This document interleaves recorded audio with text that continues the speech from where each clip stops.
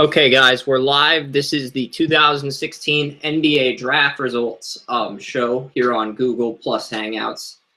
And we've thought about going to Facebook Live in 2017, but there's things that Google Plus does that Facebook Live doesn't.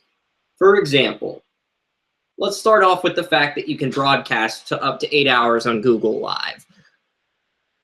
Plus. You can only do 90 minutes through Facebook Live, and these Hangouts you can take anywhere up from 4 to 5 hours to 6 hours, and that's how long a draft can take, because you hope the draft ends at 11, but at the same time you're aware of the fact that the draft may go to midnight or 1, and the first round is like till 10, and then the second round is like 2 hours after that.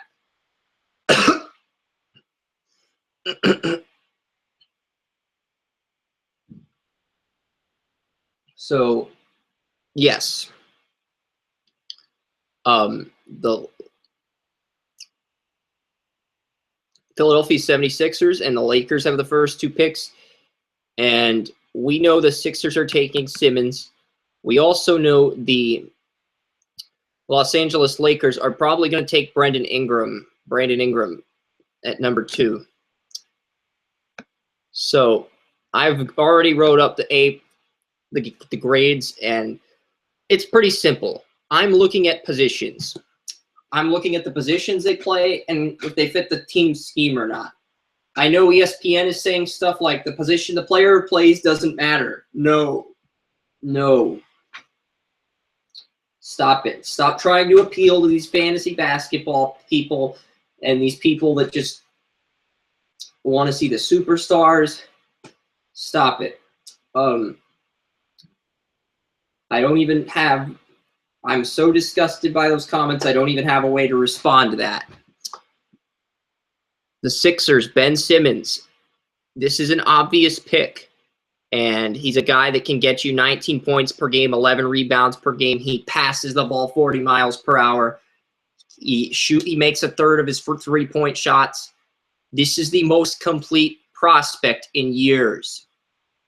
I compared this guy to LeBron James coming out of Montverde Academy High School. That's how much his tape impressed me. And everybody knew this guy was going to be number 1 in 2016. And after the Lakers and Timberwolves took the guys, the Sixers got Okafor. The Sixers were just such a mess. You had a gut feeling they were going to finish with the league's worst record.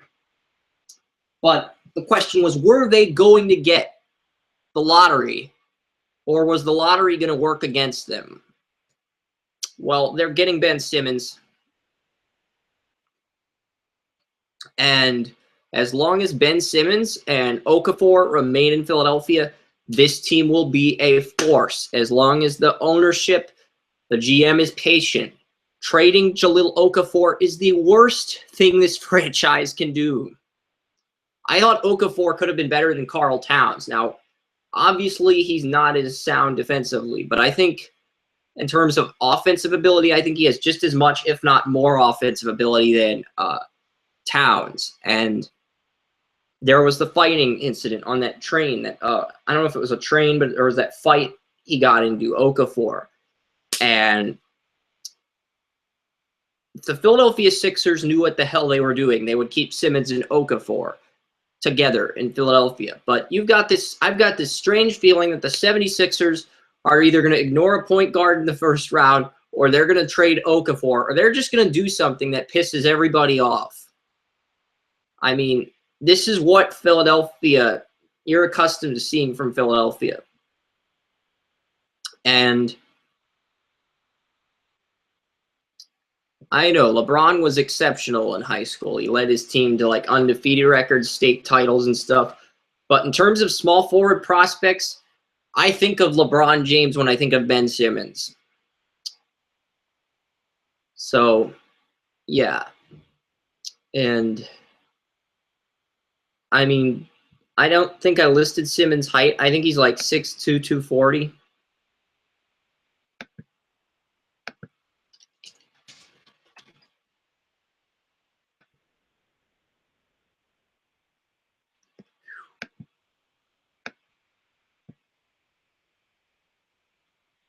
Oh, screw you, Washington Post. The Sixers are not taking a bigger risk by taking Simmons over Ingram.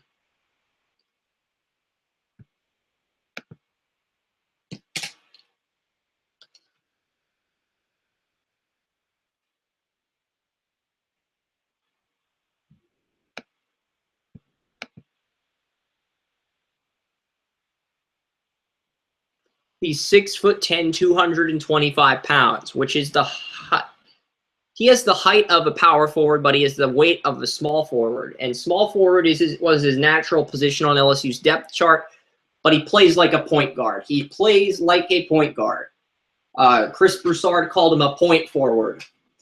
And Chad Ford's thinking, well, you really can't call him a small forward because he plays like a point guard. So if he plays like a point guard and he has the skills of a point guard, that makes him just a normal position player. It's like when you say that, you're basically trying to spew as whatever rhetoric you want as quickly as possible, so you have less to talk about and you can just move on to the next player. And I hate that. I'm just not. I want authentic, original, intelligent content when it comes to talking about a certain player. Not just the bottom line. Not just what's going to get you ratings and make you money. I want authenticity. And there's no authenticity when it comes to this draft coverage. In fact, the only thing authentic about ESPN's draft coverage might be John Goodwin's that wig. I don't know if that's his actual head, but it looks like he's wearing a wig. One of the ESPN guys, but fuck it.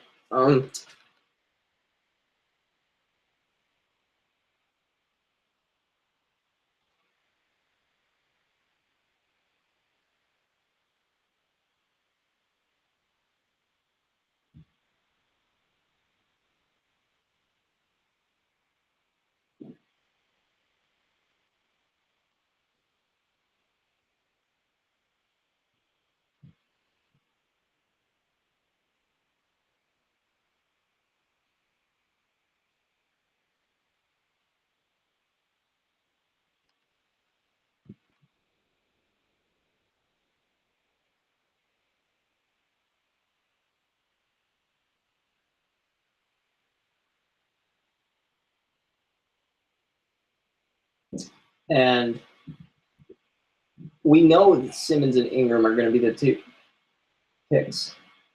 And I think we've known this for a while. But yes, with Simmons at 6'10", 225, he is a natural small forward. He plays like a point guard, but there are lots of small forwards that play the three on the wing that play like point guards. Kevin Durant plays like a point guard, even though he's a small forward.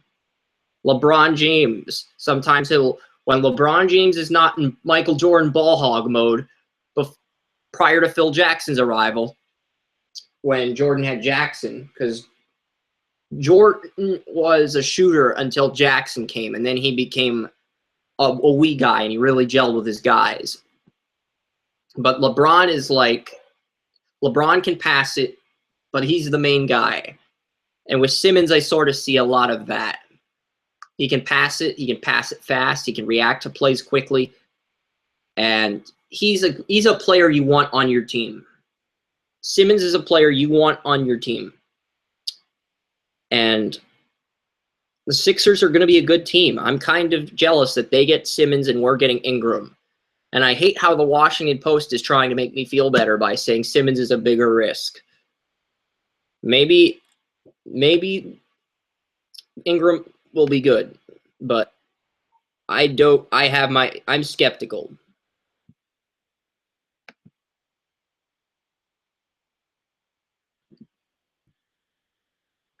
I'm a Duke fan, and I've watched Duke basketball, so I'm skeptical on Ingram because he's 6'9", 190.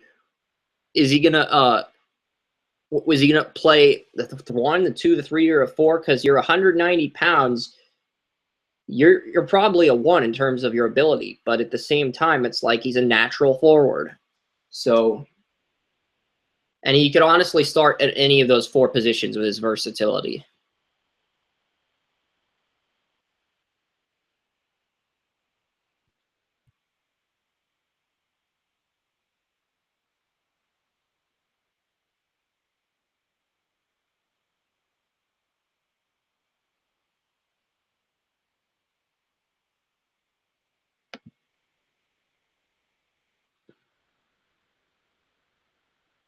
And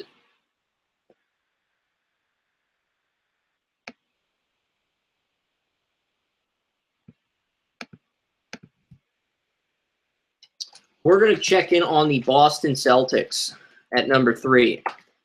Now, the Boston Celtics are the most interesting team.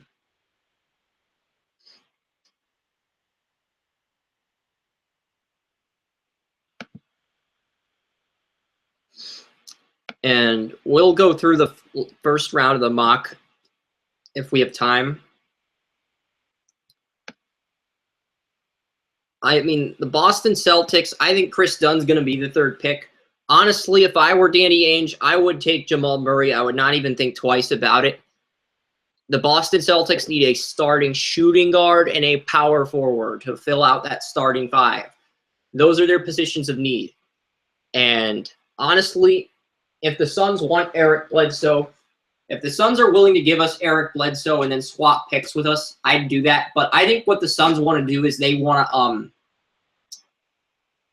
the Suns want, if the Suns give Bledsoe, they want the 3rd pick, they want to take Chris Dunn, and then they want to get Bender or Marquise Chris at number 4. That's what they want to do. That's what the Suns want to do. And those are their intentions. And I think they'll go Marquise Chris at 4, but they'll go with one of those power forwards, and then they will get done. Like, if they're trading Eric Bledsoe to Boston, they're just getting the 3rd pick. They're not offering anything else. But I want to swap picks, and I want Bledsoe. And I think Ainge wants to leverage it so that he gets a deal like that. Because if I were Danny Ainge and I were picking here, I would do the exact same thing. I would try to leverage it and see what's the best deal for us. And right now, the only team that desperate is the Philadelphia 76ers. The rest of these NBA teams have building blocks into place. They're ready to try to win now. It's going to be super competitive next year. And the rest of these teams have most of the guys they want to end their rebuilding projects. So, yes.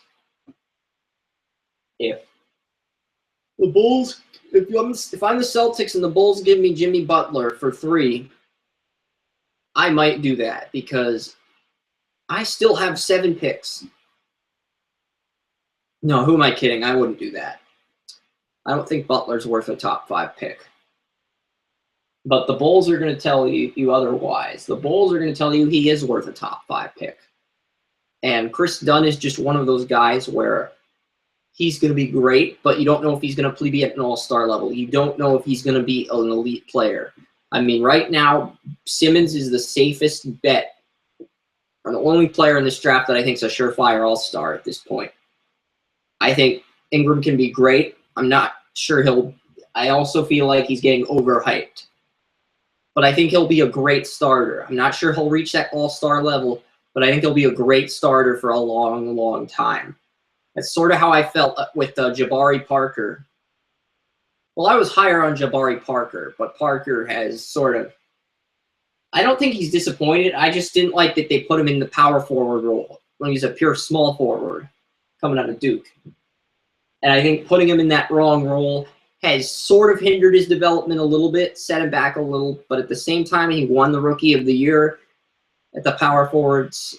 I don't know, did he win Rookie of the Year or did Wiggins? But they were both dominant. I think even if Wiggins did win Rookie of the Year, I think Parker took the Bucks to the playoffs, so.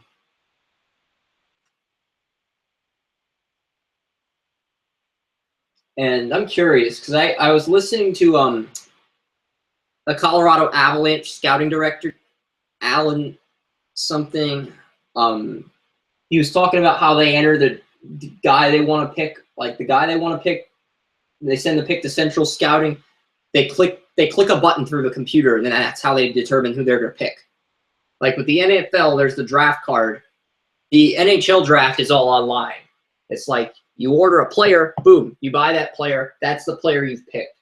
It's like eBay. It's basically like eBay with draft prospects instead of instead of video games or other random stuff. The NHL draft is like eBay with athletes and no trading cards or whatever BS you want to throw out there. It literally is eBay. And then the trades are auctions. They're auctioning the pick. So the trade is a lot. The draft is a lot like eBay. That's a horrible analogy. Horrible analogy, but basically.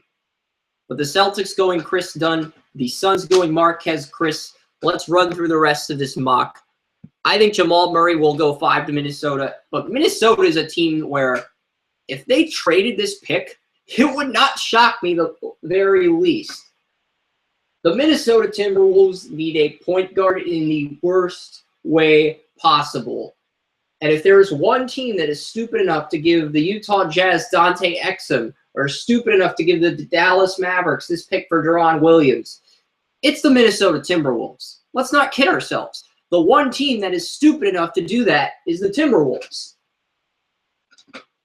But if they are smart, they will put Murray at point guard, or they will take.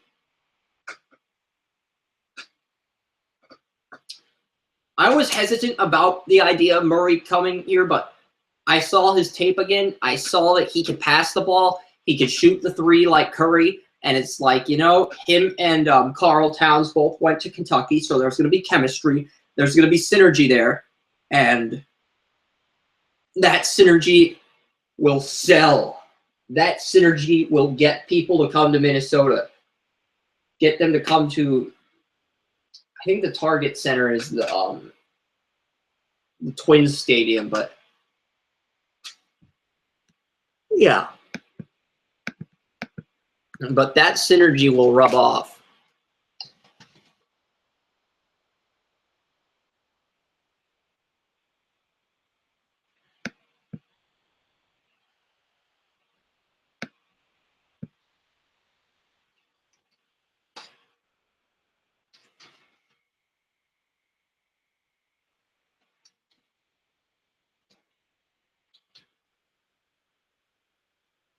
Yeah, Target Field is the Target Field's the baseball stadium, and Target Arena, Target Center, and the Target Field. So the Target Center and the Target Field. The Target Center is the basketball place in Minnesota, and the Target Field is the baseball place.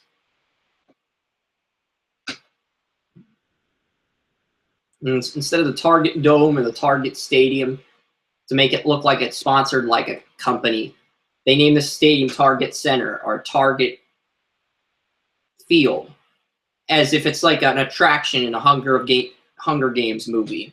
So it's hard to take the stadium name seriously. But hey, that's Target. That's Minnesota. Let's see what's going to happen here. And yeah, I think if you want to get people in the Target Center, you want to get those targets to give you their money to go to Timberwolves games, you have got to get this pick right. And the Timberwolves are turning it around, which is good. And the Target Center is going to turn a profit during the WNBA season. It might not make a lot of money. It won't make as much as the Timberwolves, but because the Minnesota Lynx are kind of like the Yankees of the WNBA, they're going to turn a profit. So, and they have Maya Moore, which really changed everything for Minnesota basketball.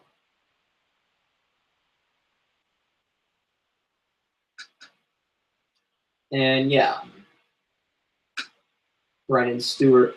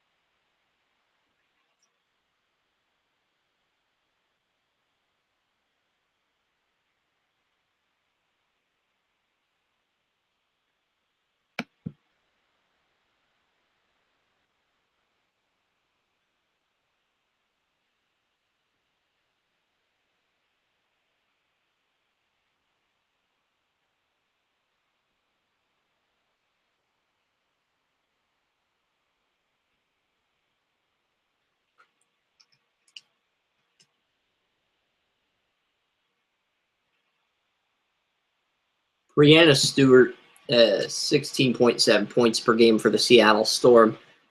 And the only reason we're doing this is because I think Joelle Lloyd was the player they took #1 the year before that. And the only reason we're pointing this out is because NBA draft is on. They're showing WNBA players in commercials, and the Seattle Supersonics were robbed of an NBA team. I know I'm going a little bit off topic, but it's like,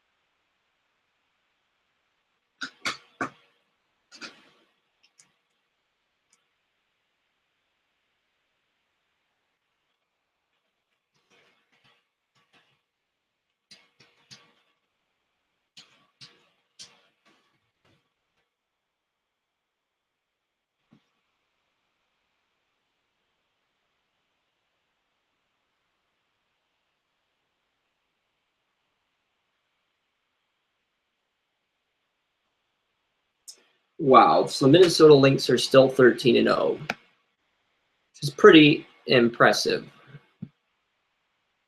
And right now, the Seattle Storm, who are 4-9, are going to get that final playoff spot. But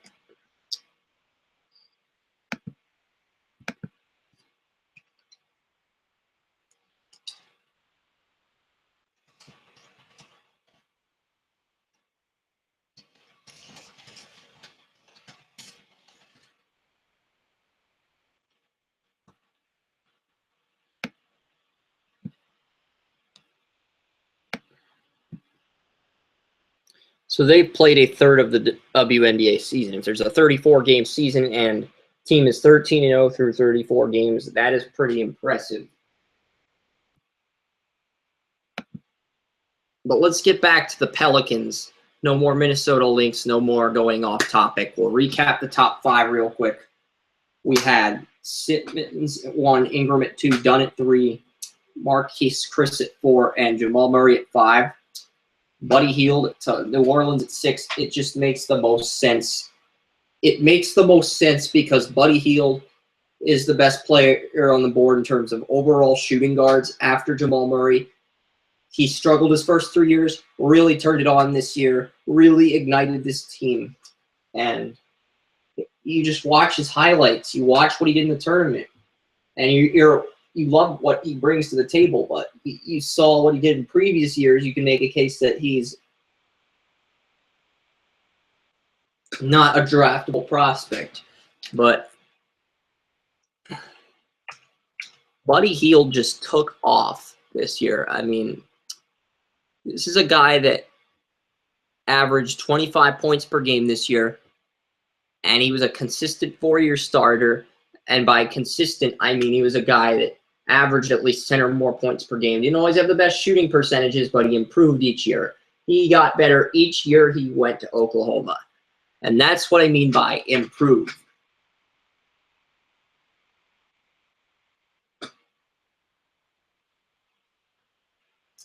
He yielded a career high 496 field goal percentage, had a career high 464 3-point percentage. He had a 895 free throw percentage. Now, the Pelicans need Buddy Hield with Eric Gordon's contract running out. If they cannot get Buddy Hield, they are going to have to get Jaylen Brown, and they're probably going to plug him into a shooting guard role. Because, again, sure, you want the best player available, but it's not just we're going to get the best available player. We're not going to look at the positions and be a bunch of goofballs with ADD. It's we're going to get the best available player at a position of need. You have to have an identity. You have to have a plan. You have to know how you're going to take a two-position player that can play the wing at both shooting guard and small forward. And you have to know which, are they going to play the 2 or are they going to play the 3? You have to know that, and you have to execute. Like, I don't know what Iverson's going to say. Is he going to say Simmons? Are we talking about Simmons? I hope not, but this is – they're putting Ben Simmons on – they're putting Iverson on SportsCenter. So we're going to hear what Iverson has to say, and then we're going to go get the phone.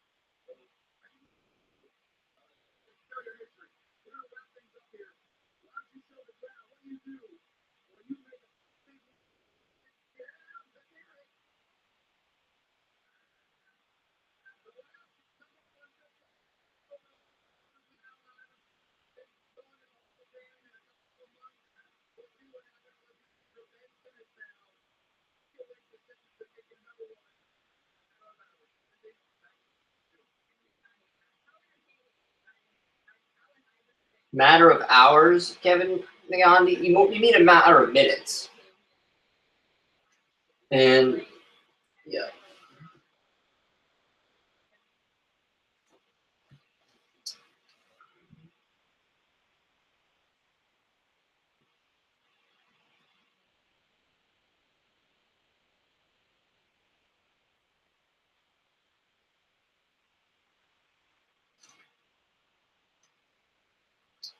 Yeah, this is the Knicks press conference for Jeff Hornacek.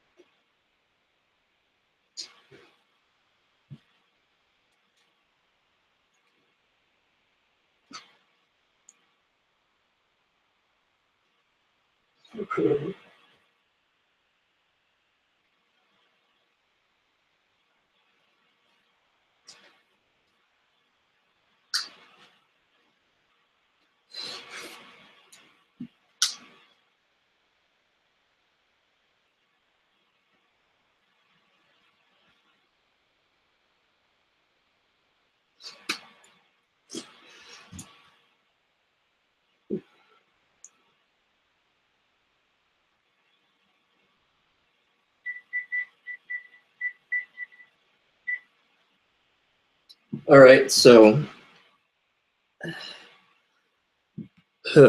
80 reports on the Celtics here.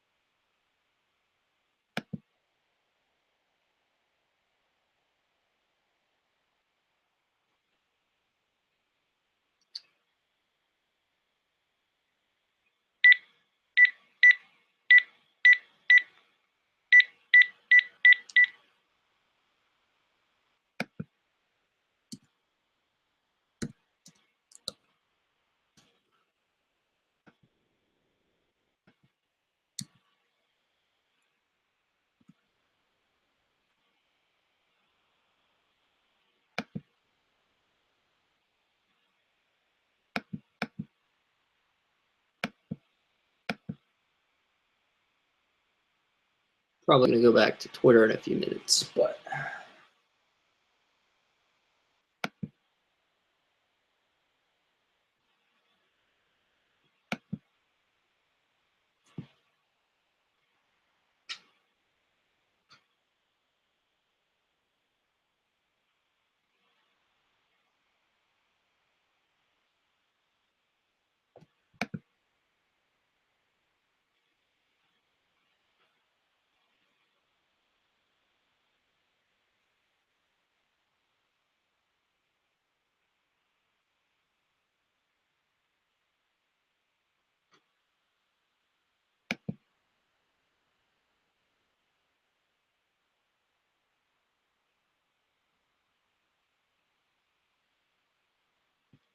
we've got 2 messages.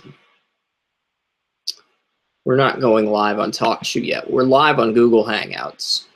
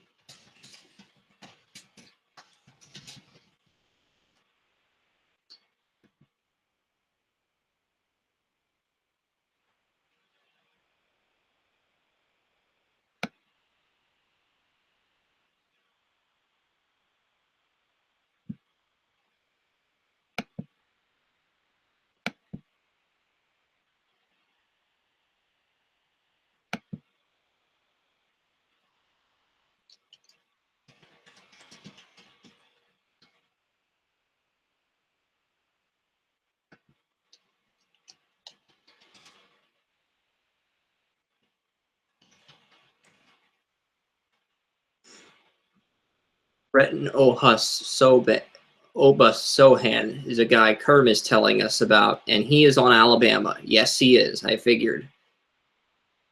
Yep. And he's an Alabama guard. So I never even heard of this guy. So I think, yeah, he's 6'2", 210. He might get picked. We'll see. Co-captain of Alabama. We've seen stranger things happen on draft day, and I definitely think this guy could be a star in the D League with the right coaching. I don't know if Oba Sohan will get picked, but he's one of those guys where you could see him succeeding in the D League just because.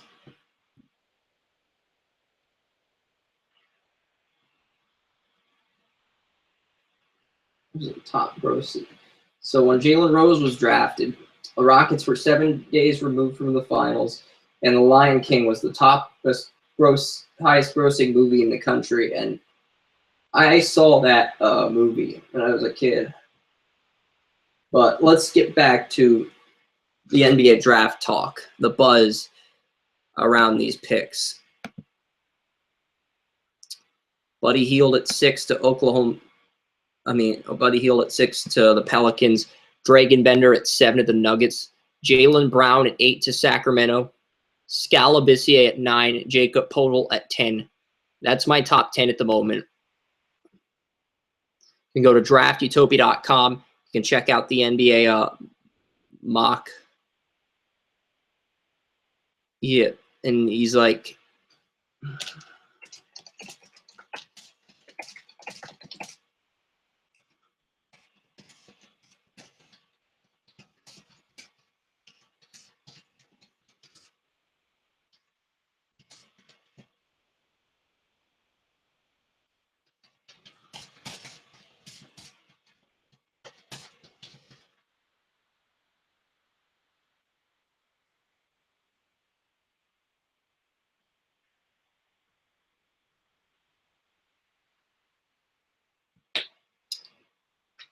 Yeah.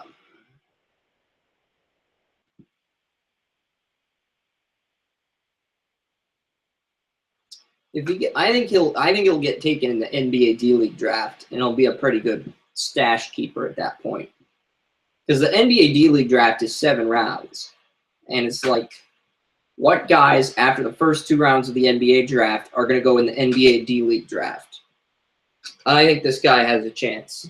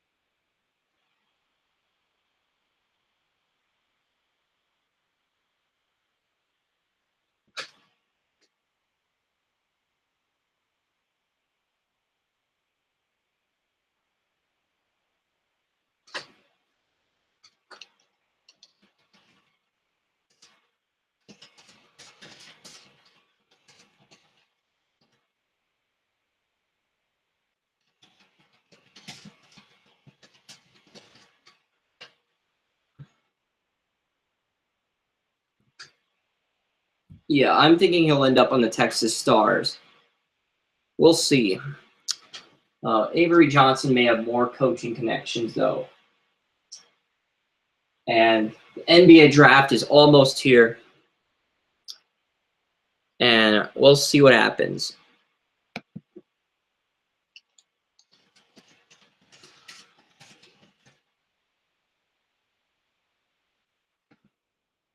I'm just talking to some friends real quick. It's not 7 yet. But we'll go through this mock. Deonta Davis, Michigan State. It's the Magic, the Hawks. They go with Tyler Ulis. Timoth Luwawu went to the Suns at 13. Demetrius Jackson to the Bulls at 14. Now, Chicago could go without a point guard here. But after Chris Dunn and Jamal Murray, it is such a crapshoot. There is a pretty significant drop off if you watch the tape, if you watch these guys. There's definitely talented players, but there's not a guy that you see as a guy who may have that ceiling, that upside to be an elite player. I don't even know if Dunn's going to be an elite player. I think he's got the potential to be, but at the same time, in terms of being an immediate impact player, he's probably the only immediate impact point guard, maybe outside of Jamal Murray.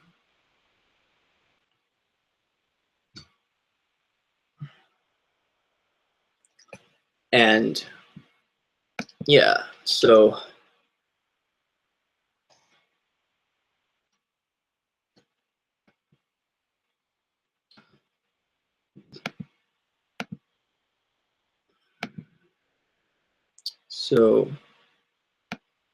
I'm on the call here, and we're going to start the recording at approximately 7 p.m.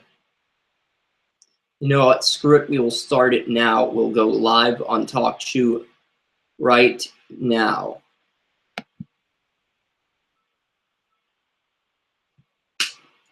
All right, we're 5 minutes away from draft day. We're officially 5 minutes away from draft day being underway. The Philadelphia 76ers being on the clock. We know the Sixers and Lakers are taking Ben Simmons and Ingram. You can join us through our Google Hangout. We've already handed them A+ A grades. You really don't get much for the first hour in terms of coverage, in terms of content, in terms of being in depth, in terms of having what you need to do.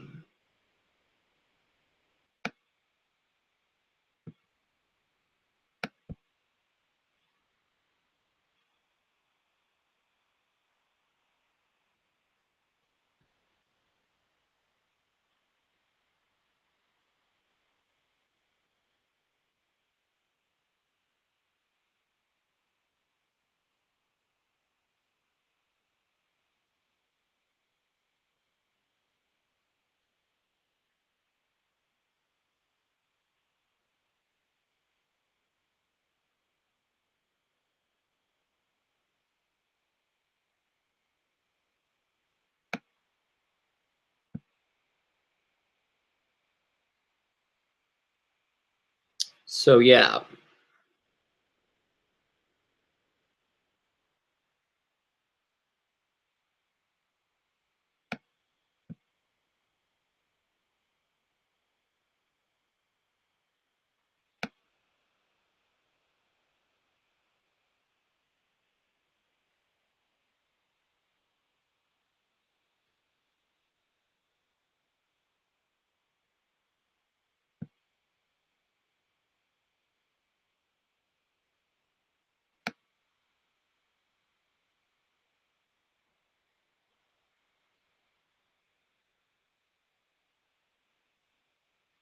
Yeah. So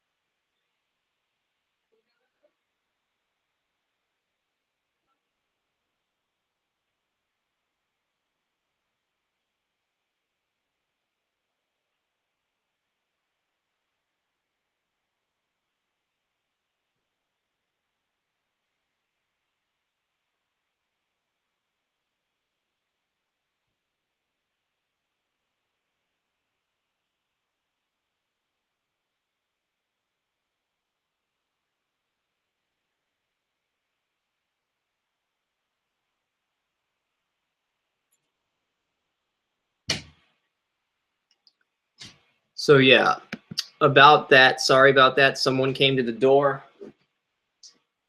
But I'm back. Just took a brief intermission.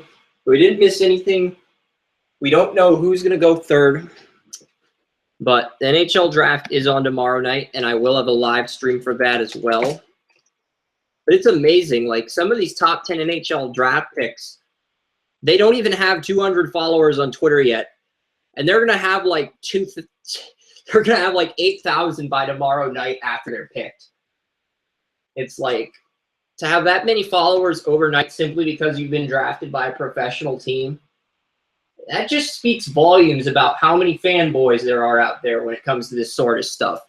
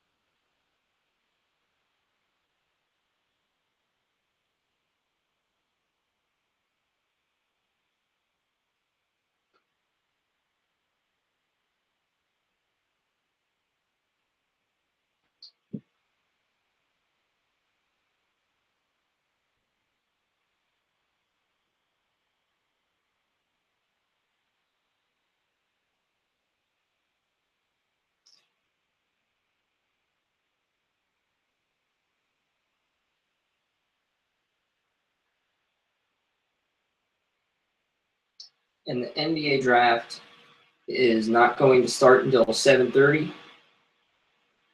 Okay, so NBA draft is going to start at 7:30.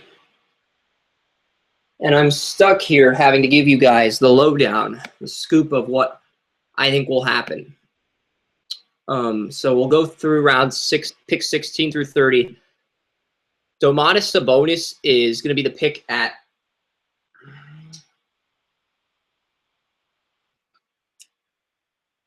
number 16. Number 17 will be Malachi Richardson and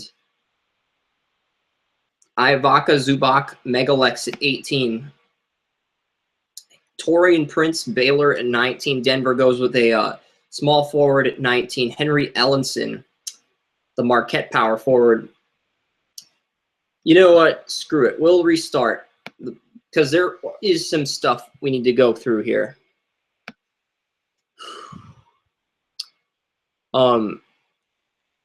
Chris Dunn should be the obvious number 3 pick. I mean, Simmons and Ingram, we've hyped these guys up for months. These are going to be the first 2 picks. Dunn is looking like more and more like he's going to be that number 3 selection. And that's what they're going to do here. I mean, you've got one guy eating crab legs. Like, one of the scouts is actually eating crab legs. He's grabbing the crab legs out of butter. He's like dipping them, trying to avoid getting butter on his silver watch. It's like, you're eating crab legs at the draft, the NBA draft, at least take the watch off. You can put it right back on after you're done eating. but it's like you don't wear an expensive watch in each crab legs. But Marquez Chris to 4 to Phoenix. Timberwolves, I think they go Jamal Murray at 5.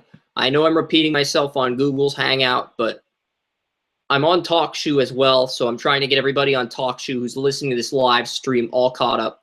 The Timberwolves are going to take the point guard Boston passes on, and I'm certain Chris Dunn is going to be the 3rd pick. It's just a matter of whether or not Chris Dunn is guaranteed to be that number 3 pick, or whether or not we're going to see some stuff go on there. And I might get a glass of water simply because I'm thirsty. But I'm going to focus here. Buddy Hield is going to go to New Orleans at 6. Dragan Bender, 7 to Denver. Sacramento, Jaylen Brown going to Sacramento at 8. I think they need a replacement for Ben McLemore. I mean, McLemore hasn't been what he was made out to be heading into that 2013 draft. And I think getting a guy like Jaylen Brown is your best option if Buddy Hield and Jamal Murray are both gone. He's a hometown guy. He's 6'6", 225. He has ideal shooting guard size. Even though he played small forward at Cal, he has the ideal size to play that 2 role. Some NBA teams project him to play the 2, so it's a good fit for him, Sacramento. Toronto, Skal Labissiere at 9. Jacob Poeltl at number 10 to the Bucks. Deonta Davis, Michigan State. The Magic at 11. I just think that's a player the Magic are going to find defensive players that fit Frank Vogel's scheme. Tyler Ulis. Atlanta Hawks take Ulis at 12. I mean, I think they're going to take a point guard here, and I'm not a big Tyler Ulis fan, but a lot of people love Tyler Ulis, his tape. So he's probably going to be a lottery pick. So yeah, I mean, there's going to be a lot of players that just, and the draft is in 23 minutes. Timoth Luwawu, I have him going to Phoenix at 13. I think the Suns are either going to take Bender or Chris at 4. They're going to take Luwawu or another skill position player at 13. They have starters at that power forward position. They need starters at center. I don't like Alex Len. I think he's expendable. They need a power forward and they need a small forward. They don't have the Morrises anymore, so they need those forwards. And they have to address that forward position in this draft and be patient. Let Bledsoe develop for another year. Keep the Kentucky guy on your roster that you draft in the first round of the 2015 draft, and keep being patient. It's about, you want to build a disciplined team like the Warriors, you have to be patient by building through the draft, and you have to get the right coach that can discipline these guys. And that's what you have to do. The Warriors were once a team where Curry fell to them. They sucked for a few years.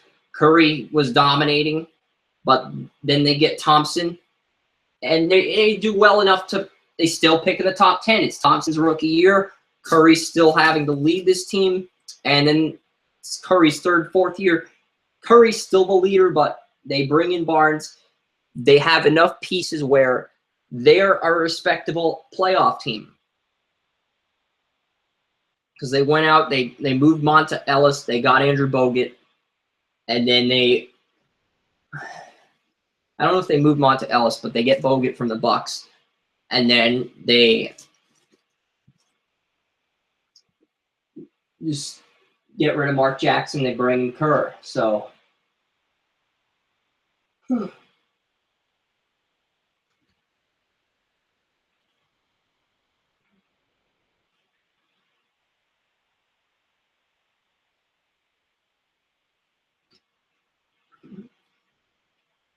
So Demetrius Jackson at the Bulls, and then Malik Beasley at 15. So, and then I just read through that top 16 through 20. Sabonis to Boston, Malachi Richardson to Memphis at 17, Ivaka Zubac, Megalex center at 18, Taurean Prince at 19, and Henry Ellenson, the Marquette power forward, at number 20. And Atlanta Hawks will reveal who they take with their second first-round pick in a few minutes. As soon as I get a water, I am thirsty, so I'll be back in like 2-3 minutes. I won't be gone for very long.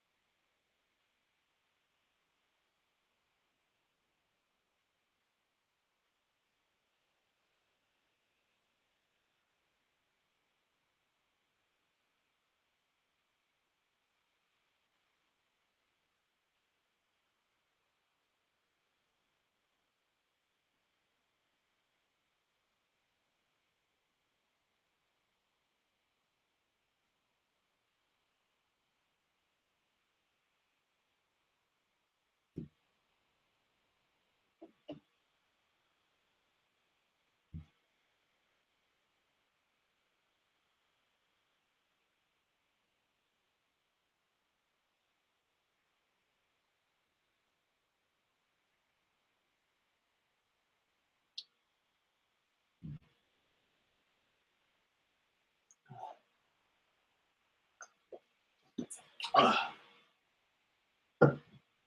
sorry, guys. I'm just really thirsty.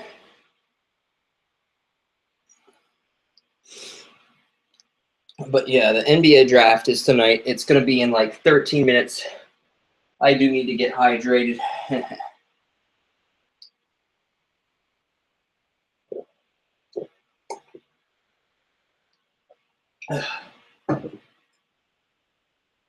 All right. I'm back, guys. Damian Jones, Vanderbilt center Damian Jones to the Hawks at 21. Malcolm Brogdon, Virginia shooting guard, goes 22nd to the Hornets. Thon Maker goes 23rd overall to the Boston Celtics. I mean, there's talk that Thon Maker is going to fall to out of the first round because of his age. I don't understand it. It's stupid. There's people that think this 19-year-old high school player is 21 or 23. I feel like they're just setting this up so that he falls to a big market team. A team like the Celtics, the Lakers, they just want Thon Maker to go to a big market team. So all the small market teams look like idiots for passing on him. That's what this is. It's like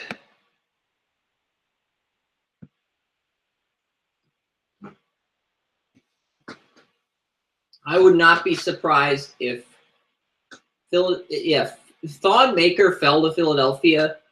I would not be surprised if they were like, screw it, we're going to take Thon Maker because he's just that good. And then they said we're going to trade Noel or Okafor at that point for whatever first round pick is left, and then we're going to have 4 first-round picks. I at that point, I would just not be surprised. I doubt that happens. They don't need that to happen, but the Sixers, with their picks, they can just wheel and deal this out.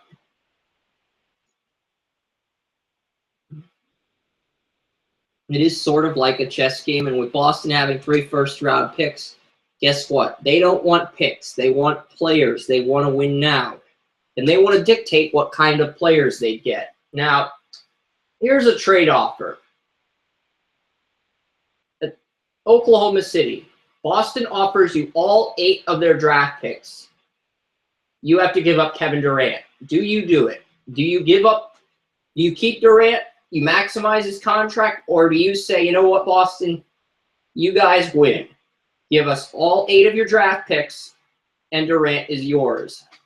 We get to pick at 3. We get to pick it wherever. We're going to try to trade all these picks. We're going to package these picks. We're going to try to move up and get Simmons or Ingram. That's literally the only way the Thunder can win. And the Thunder, if the Thunder knew that Ingram or one of the other guys was going to fall to 3, they might do that. But they're not going to do that today. It's just...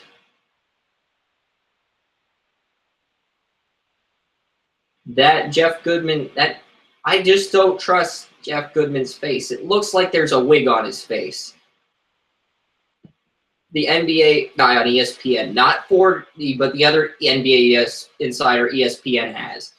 It looks like there's a wig on his head. It literally looks like they put a wig on his head.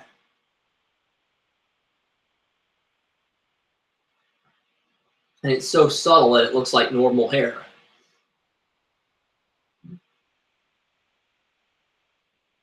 And Billis with his Mel Kiper NBA big board here. We've got Simmons, Ingram, Dunn, Murray, Hield. I don't disagree that those are the 5 best overall players, but it's not about the best available player. It is about drafting at a position of need. As in, you need to draft for need. And teams like the Sixers and Lakers, they already know they're getting players that are going to make their team better because they're not just getting the best available players. They're also addressing a position of need.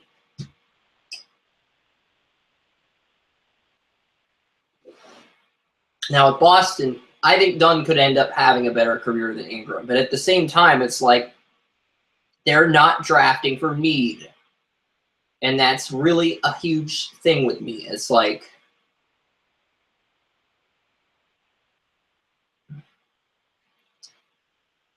I'm huge on if you lack a certain position in your starting 5, you need to upgrade that position.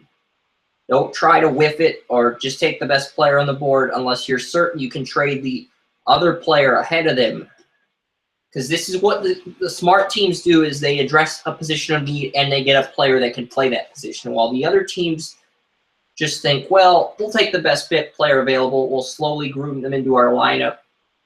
We won't play them right away. It rarely works out well. I think with Anthony Hardaway, they put him at shooting guard first and then moved him over to the point. And that's sort of how I'm expecting the Celtics to handle Chris Dunn. Is I think they'll use the Penny Hardaway technique with him.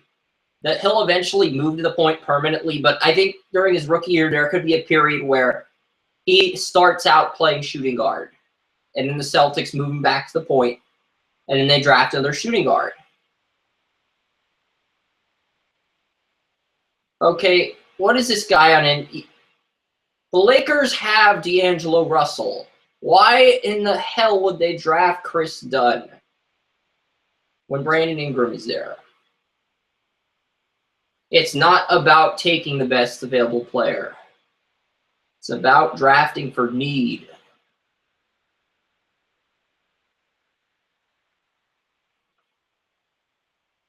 You know, everybody that covers the NBA draft at ESPN probably has ADD. I have it, but it's like, because I used to have Asperger's, it's easier for me to have a longer memory with memorizing things. It's like with these people, it's like, look, we're just going to talk about the best player available, and we're going to have fun with it.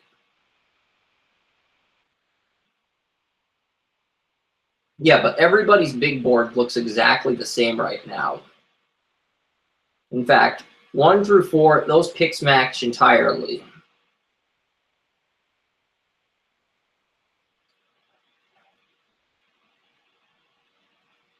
Minnesota at 5 is where this draft begins. And I think at this point, they're going to take Jamal Murray.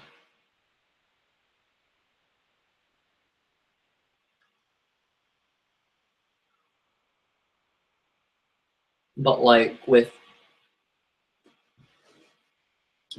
Thon Maker going to the Celtics at 24, 23.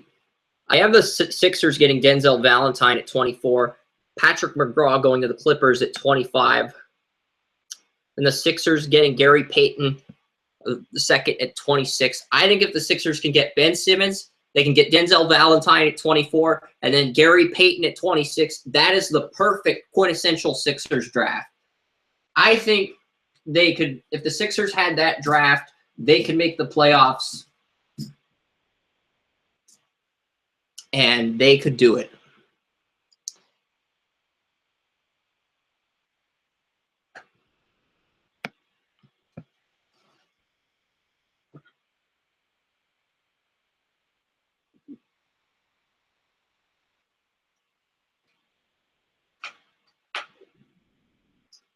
Dragan Bender, he's got the bow tie. He's rocking the bow tie. Yeah, and then you've got Bryce Johnson of the Toronto Raptors at 26. Diamond Stone out of Maryland. I've got this guy going to Phoenix at 28. And then DeJounte Murray is a guy I have going to the Spurs. I don't think DeJounte Murray is a reach. Well, he's 6'5", 170. He averages 16.1 points per game, can get you 6 rebounds, 4 assists. He makes 41% of his shots.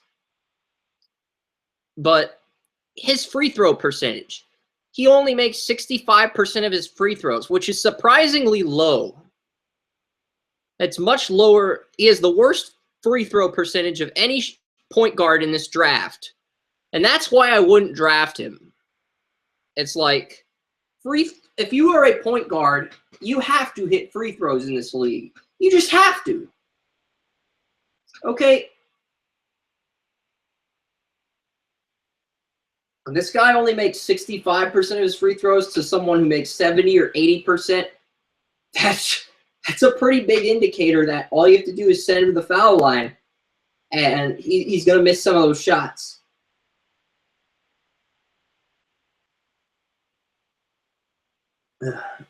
A free throw percentage in basketball is core to like a quarterback's completion percentage in football, because it gives you an indicator of how many easy points that guy can get your team if he's sent to the foul line. And if he can't get you easy points, then he better defend, he better pass the ball well, he better do everything else perfectly. Otherwise, you're making a terrible pick. Because if this guy cannot defend, cannot do the fundamentals, man defense, zone defense, press defense, he cannot do that, and doesn't know the schemes, the 2-1, 2, 2-3-1, you don't know those defenses. I mean,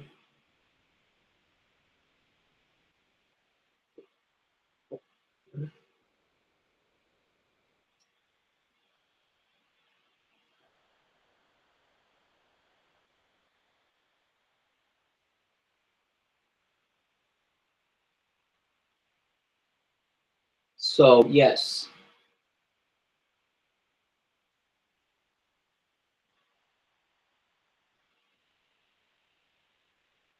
Yeah, and it's like, Porzingis, we were all wrong about Porzingis. I get that.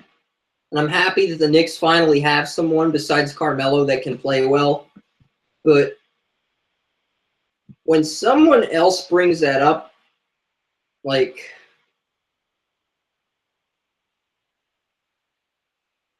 it's just like, whatever. But the NBA draft will be on in 5 minutes. So it's going to be fun to see where this goes.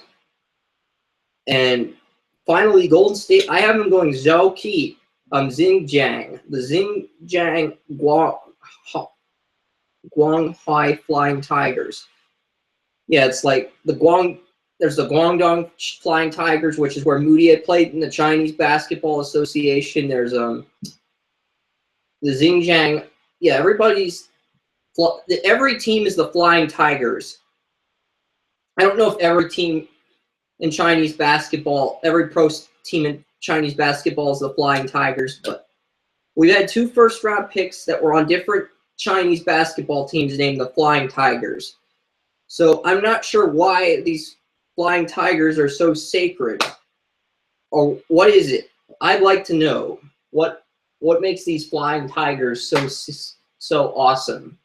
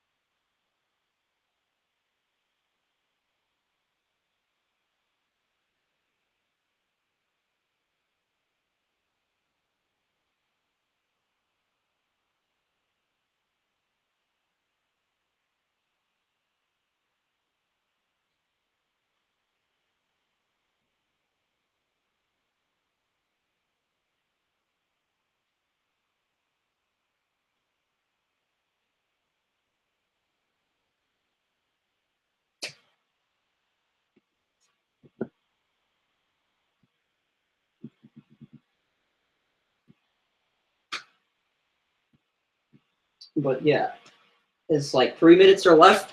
Let's look at some guys that could fall to the second round real quick here. We have time, folks.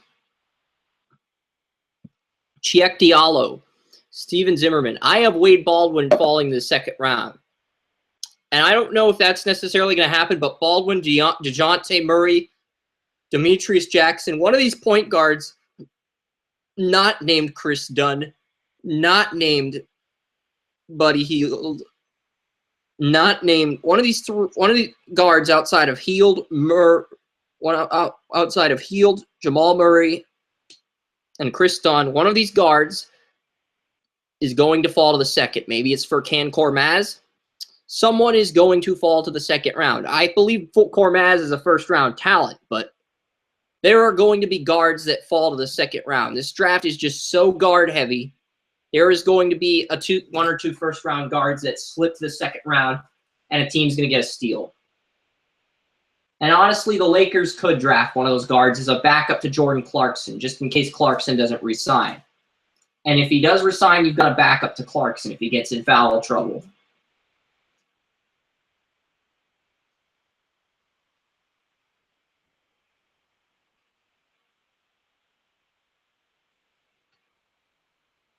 Yeah, the NBA salary caps and going up in the NBA, meaning that I don't understand what this means, but with the draft about to start, we'll get an explanation here.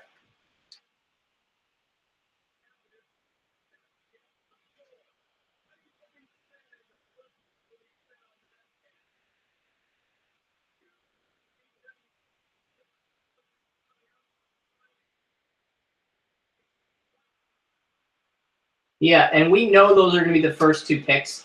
Dunn is going to be the 3rd pick because Dunn's already done a commercial with Brandon Ingram. So that's an indicator that he's going to be the 3rd pick. The question is, I honestly want to just post the Celtics grade up now. But if I did that and a trade happens, I've literally fucked myself. So we'll see what's happening here. 397 new results for the Celtics. And we're reading the Celtics results through Twitter here because it's 7:28 p.m. now.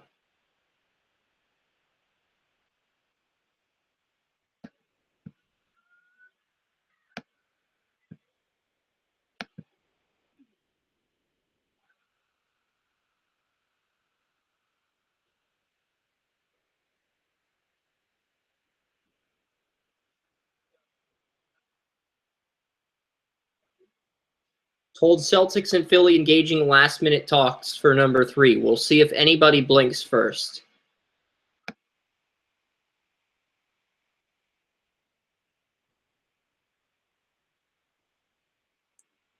Yeah, and this is basically.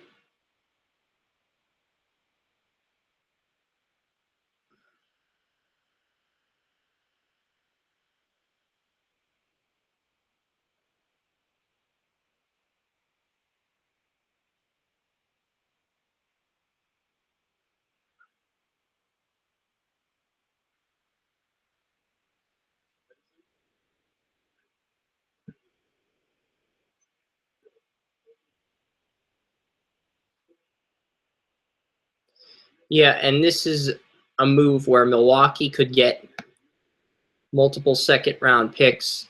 Well, actually, 16 and 23 would go to the Bucks.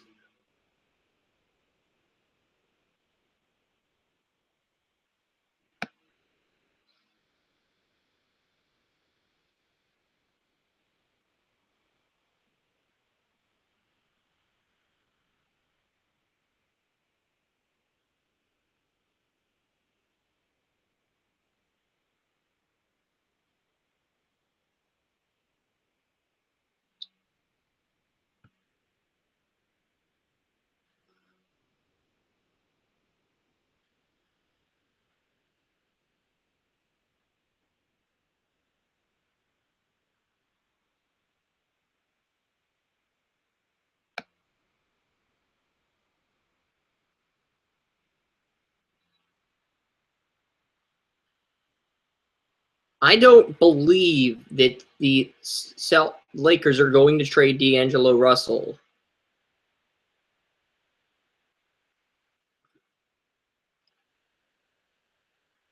All of these are smoke screens.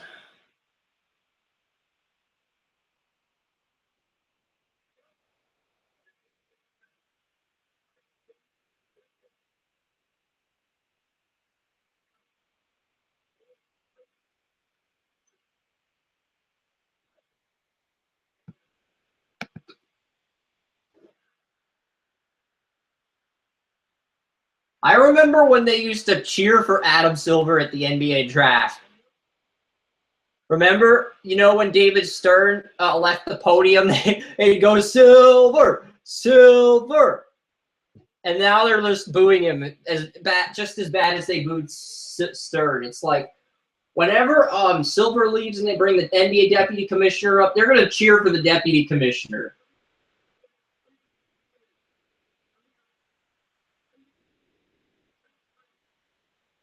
See, they know it's rigged, so they're booing Silver.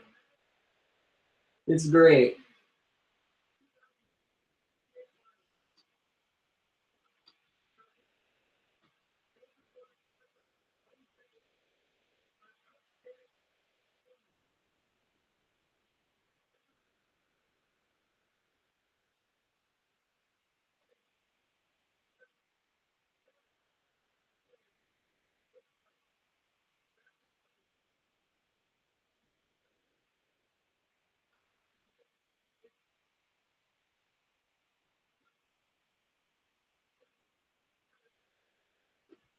Yeah, I mean, Kyrie Irving was a number 1 overall pick. Curry was a point guard, first-round pick. And the Warriors kept building through the draft. They kept getting good players. Kevin Love was a first-round pick. LeBron was a number 1 pick.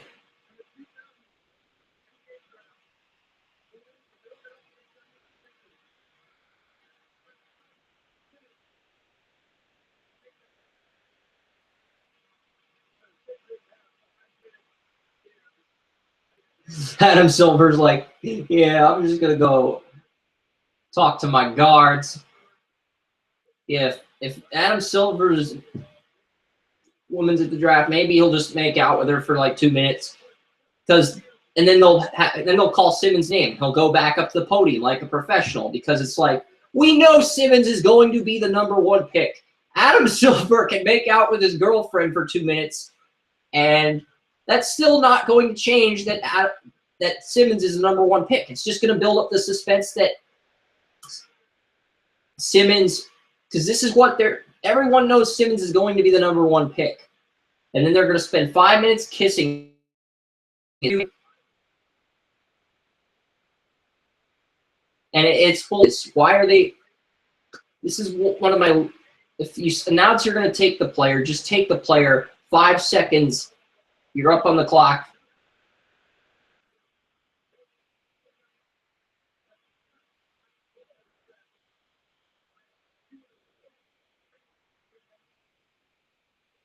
Yeah, unless the Lakers offer them the number 2 pick and D'Angelo Russell, there's absolutely no way the Sixers are dealing this pick. They're taking Simmons.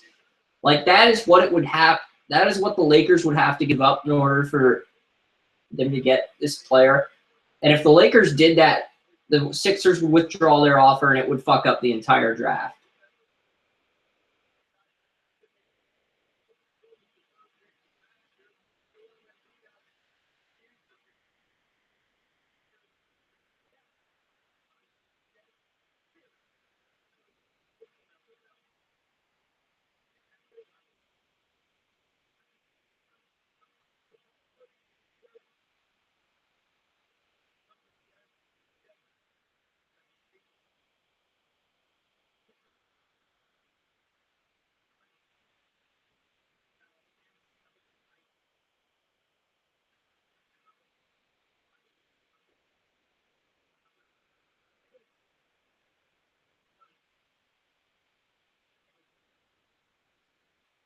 I think the Celtics should just take that offer. Well, that's what the Sixers need to offer. You offer them, you keep Okafor, you offer Noel, you offer 24, you offer 26, you offer Covington. That is a deal. That is enough for Boston. If Boston does not take that deal, then if that's true, then I think the Sixers will be on the clock again in a few minutes. I mean, how the hell can the Celtics turn that down?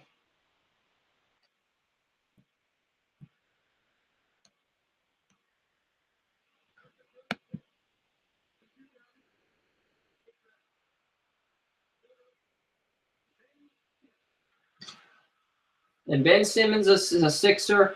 He's not a power forward. He's a small forward. You need to stop doing this to us, NBA. He's a small forward. He's a big guy, but he's 6'10", 225. And if you put a guy like that at the 4,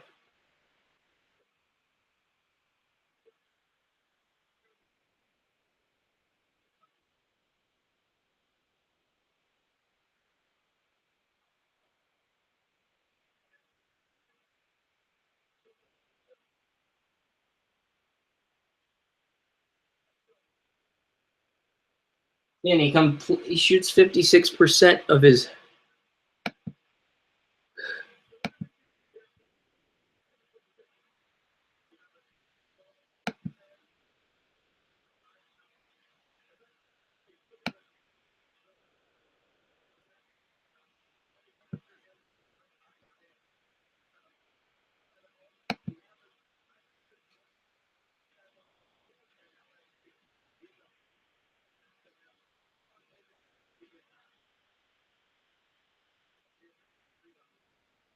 You're not getting Okafor and Noel. That is a good deal. And if the Sixers made that deal, the Celtics should want more, and I would not be surprised if they turn that down because they want to win now, but it's like, that's the deal the Sixers needed to make. That's like, give them 24, 26.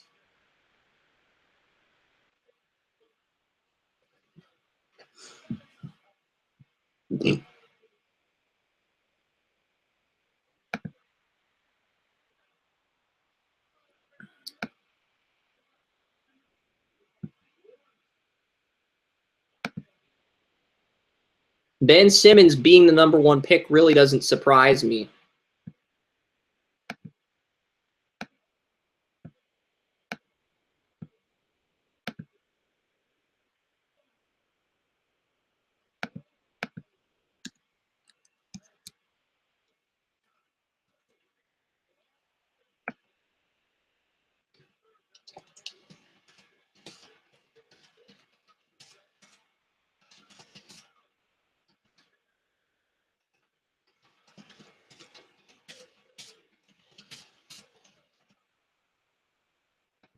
Yeah, and we've got the Ingram and Simmons grades up. Those are both A+ grades, and I think Both of those players help them win.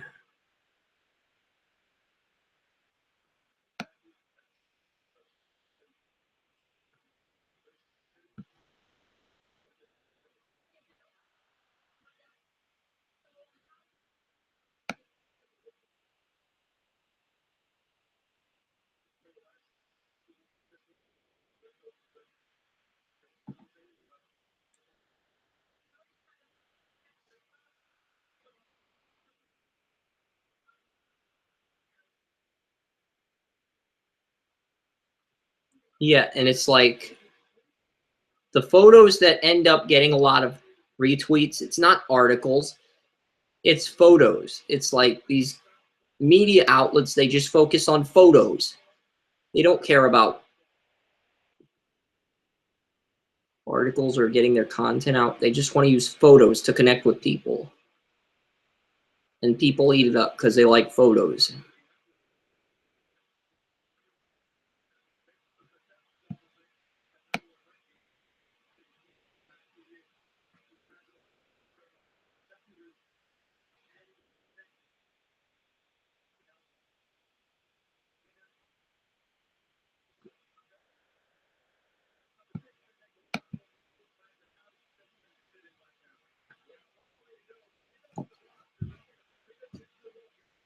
Yeah, and you look at what the Lakers have.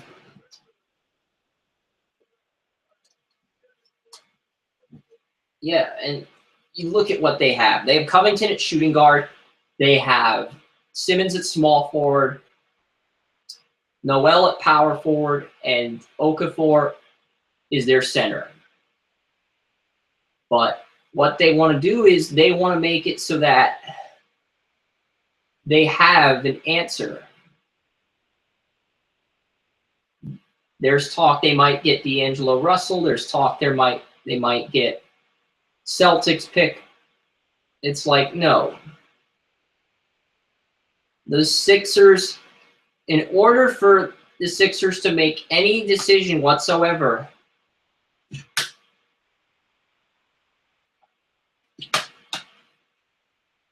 I mean, that's really the only way they can get D'Angelo Russell is to these trades. I know these NBA experts want to see trades because they get ratings and they fuck everything up, but it's like, no. I think a lot of these teams are set on what they want to do in the draft. And I'm expecting this pick to be Brandon Ingram, so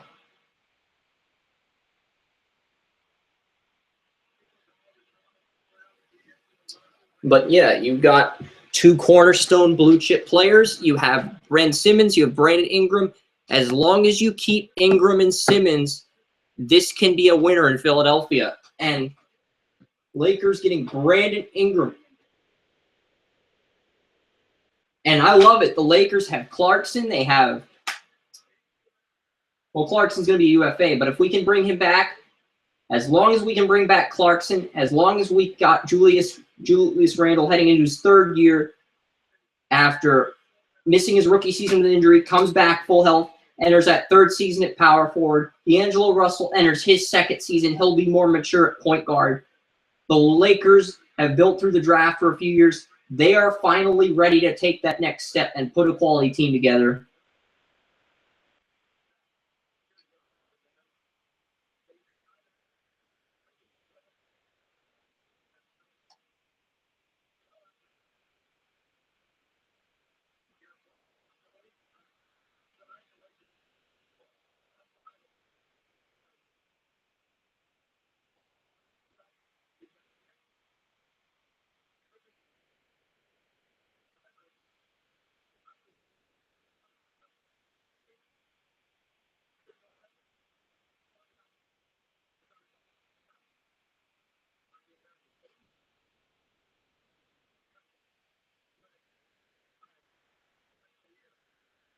Yeah, so that's a lot. 83 is his freshman year.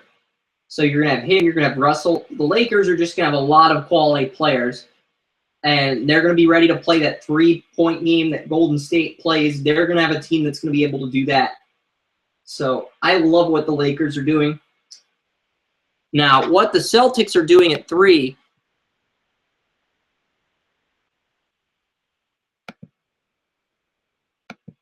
is the real storyline.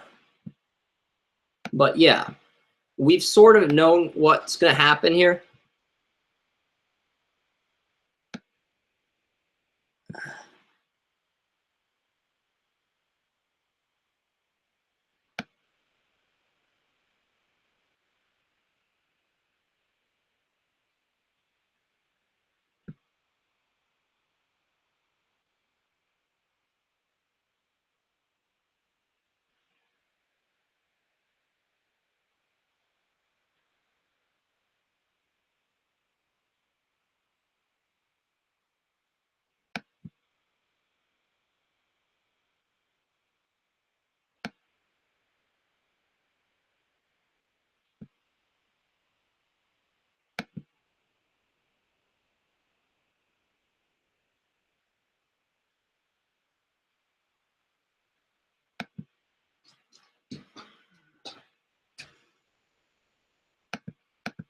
Yeah, the MLB draft, there was a lot of eavesdropping during the MLB draft.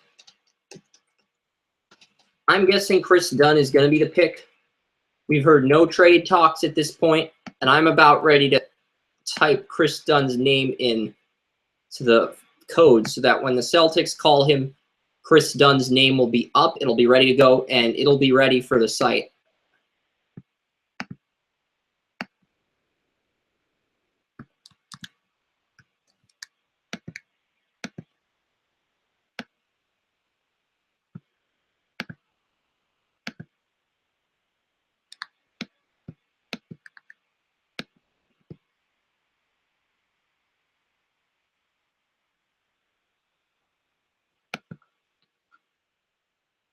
Shit, so...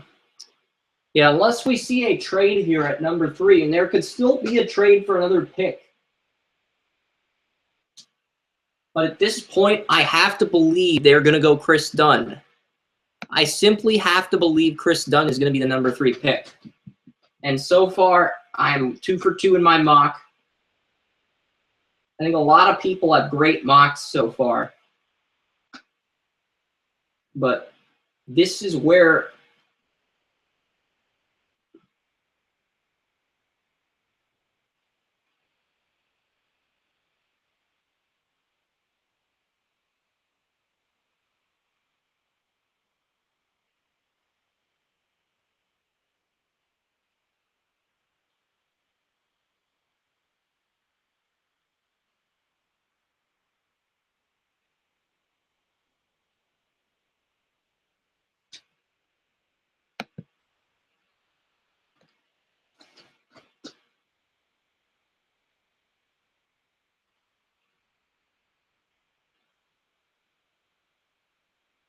yeah, the Nets got Paul Pierce Garnett, and then the Celtics got 3 first-round picks. James Young, number 3 pick this year, 2018 pick, right to swap 2017 first-round picks. Wallace, Humphreys, Brooks, Chris Joseph, Keith Bogans. So, yeah, the Celtics sort of went into this rebuilding mode, and the Suns just let those picks go to waste. I think they had 1 year where those guys were productive. They made the playoffs, but I don't know if the team lost patience.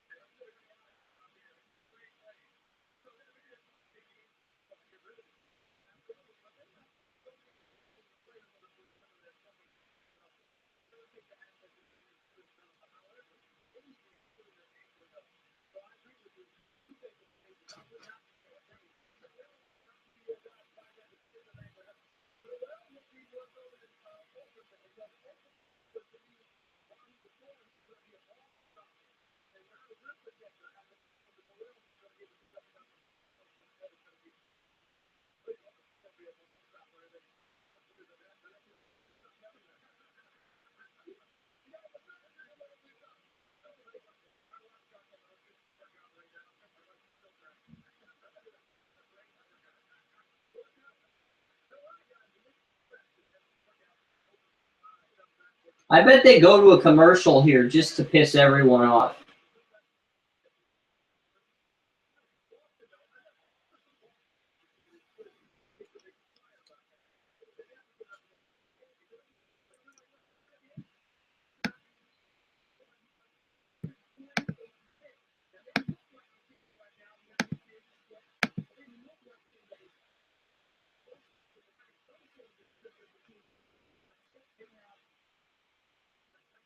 Celtics select Jaylen Brown with the 3rd pick.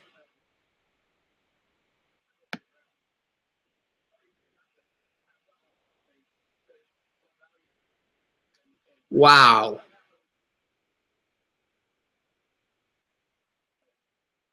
Wow. And in this situation, Jaylen Brown would be a shooting guard.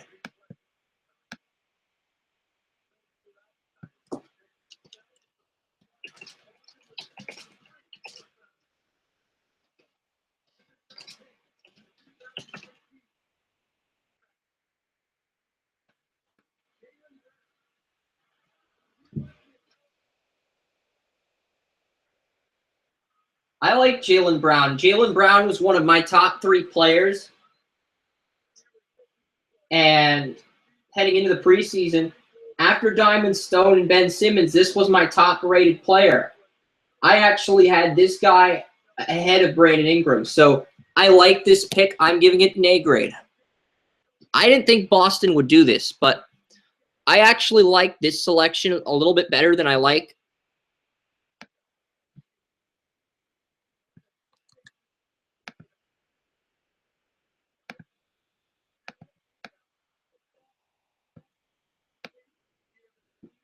I like this pick better than, and that I had a feeling it was either going to be him or Chris Dunn, but all the indicators we got here said the pick was going to be done. So I think we could honestly see a trade at 4 here. I think the Sixers could honestly trade. The Suns may trade their point guard to Philadelphia. Philadelphia has to get this pick from Phoenix at 4. And what is Philadelphia going to give up? Philadelphia has to make a trade with Phoenix at number 4. They just have to, because the Timberwolves are just going to snatch Chris Dunn if they pass on him. And I should have stuck with my original mock, but I had Chris Dunn at number 5 in my second to last mock. I had Jamal Murray going 3rd to Boston. And if I had listened to my gut and stuck with my original mock,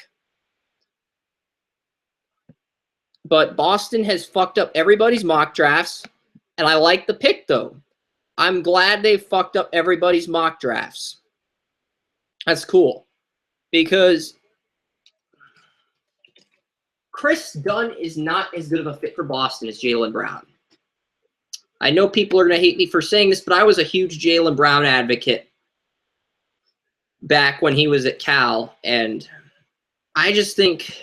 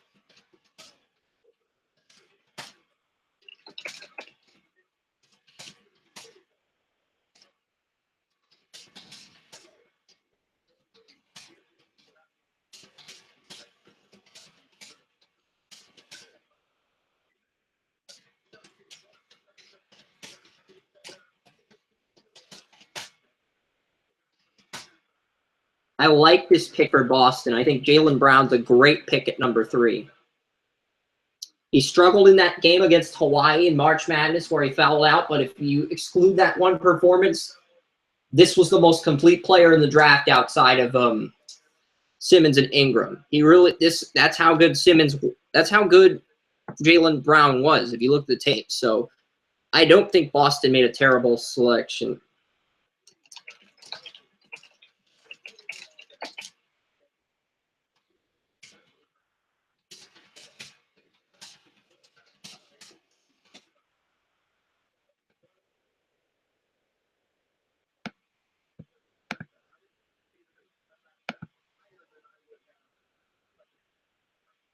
The Suns are going to try to trade Eric Bledsoe to the Sixers, or the Sixers are going to try to trade Okafor to the Suns. That's why the Suns, because the Sixers are trying to get Chris Dunn. They're like, phew, thank Jesus. Thank Jesus the Celtics passed on Chris Dunn. Now we can trade some players to Phoenix. They need starters at power forward and center. We can trade those motherfuckers, and we can get Chris Dunn. They're like, thank you, Jesus. That's how pumped the Sixers are that the Celtics passed on Chris Dunn for Jaylen Brown. And I mean, I really don't blame Sixers Nation right now. It's a great – I love this pick for Boston. I really loved Boston's selection here. Jaylen Brown at number 3. This got an A grade for me. I like this fit better than Chris Dunn. So, better fit for the Celtics than Chris Dunn.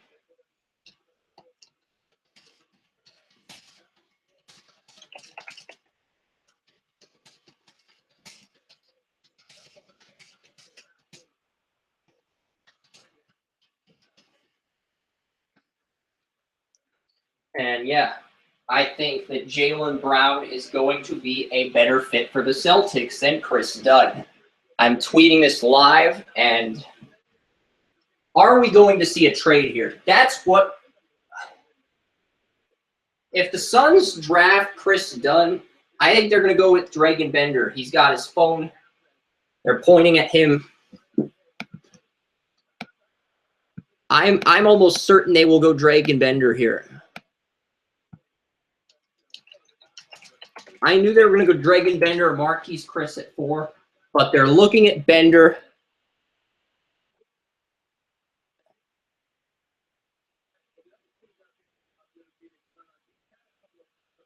Phoenix will select Dragan Bender.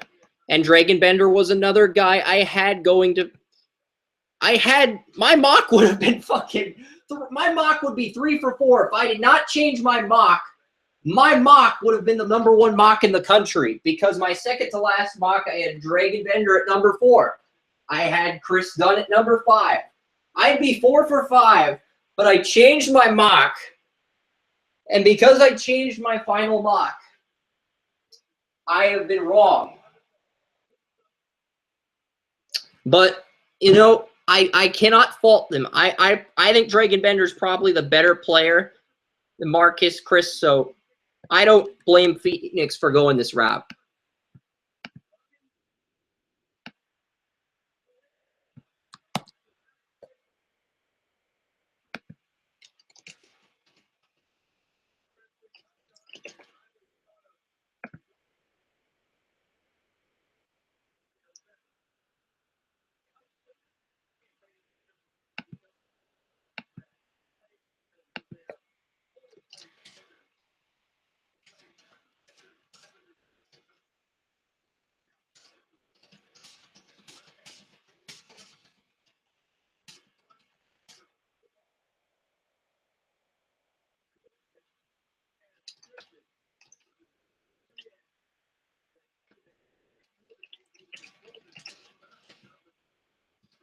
But, like, I made so many changes in my mock today, and the fucking media sucks, because I had Dragan Bender at 4, okay?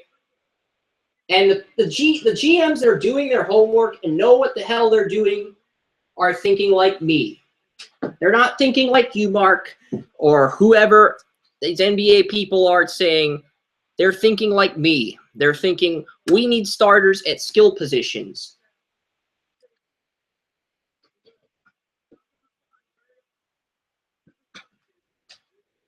Oh, and now ESPN's saying he's 7'1", 216. They're hyping him up the way Nike hypes up their new shoes, or Under Armour hypes up their Curry shoes. Stop it.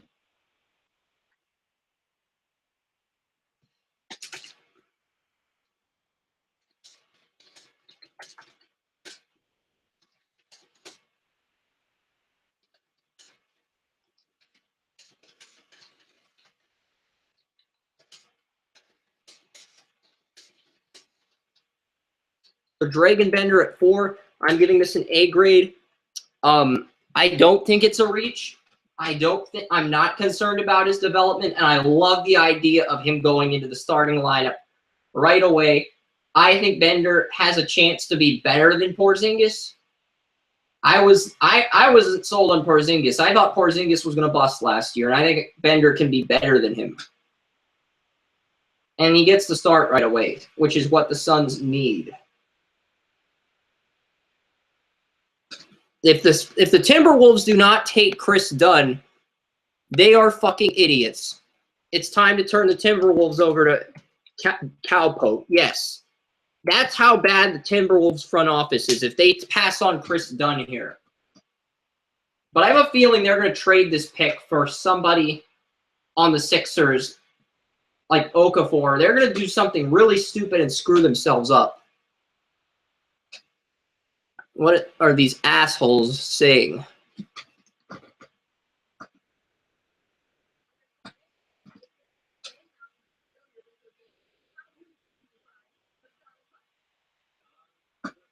No. If the Timberwolves take Jimmy Butler, they are idiots, and they do not deserve to make the playoffs for the rest of this decade. The Suns are looking at – Sixers are probably going to offer them Noel or –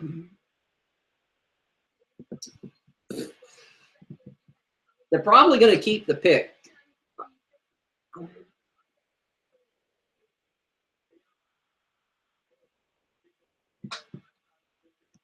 Why are you offering number 5 and Zach LaVine for Jimmy Butler? No, Minnesota, stop it.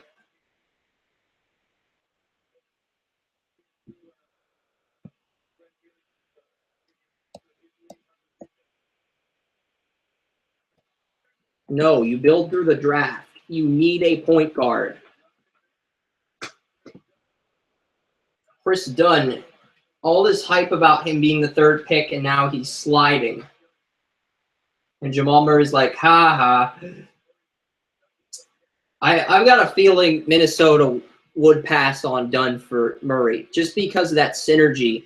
Two Kentucky guys, 2 guys that have been coached by Calipari.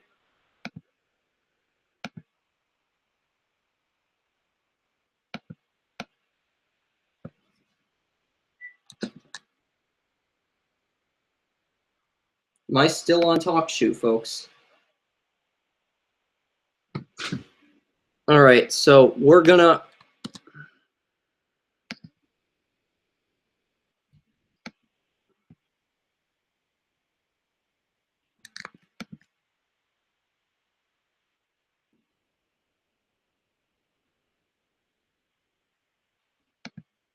I hate how it says your tweet has been posted. And we're going to reload this page. But smart drafting so far by the teams today. And when we do Sunday's podcast, Mark is going to complain a lot because he's like a lot of these people at ESPN that say, well, best player available. Position does not matter. No, position does matter because my second to last mock has 3 of the first 4 players going at the exact spots, and the Timberwolves' time has ran out. The pick is in. This commercial came out earlier this week, and I don't know if I've got time to tweet the actual pick. I'm just going to double check here to see if the pick is the code is in. But I love the Jaylen Brown pick to the Celtics. And getting Dragan Bender is a solid pick. That's a pick a lot of people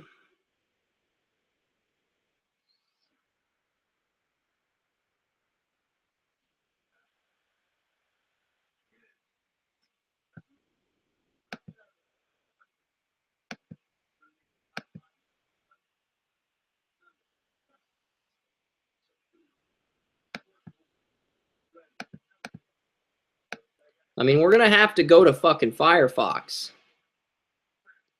What? Buddy Hield? Are you fucking kidding me? I'm sorry, Minnesota, but it's like Jamal Murray and Chris Dunn, who both have more upside than Buddy Hield.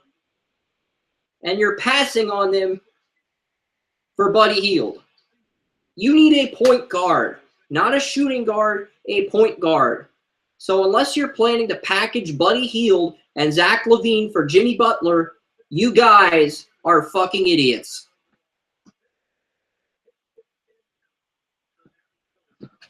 It's Buddy Hield. Thanks to eavesdropping, we know that Buddy Hield is going to go to Minnesota. Oh, they did select Chris Dunn. And the motherfucking Timberwolves got it right.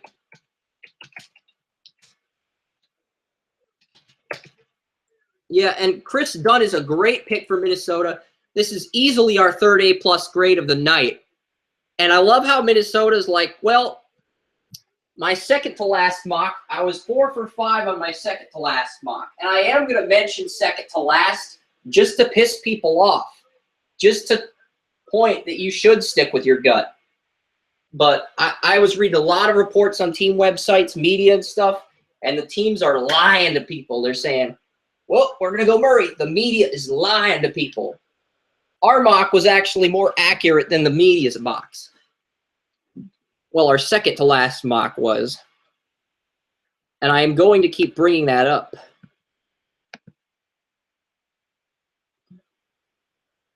Yeah, if I entered all my picks for my second to last mock in that thing.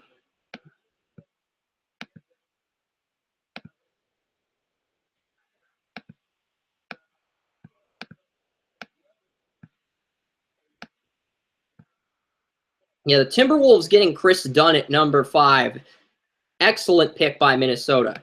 Excellent pick.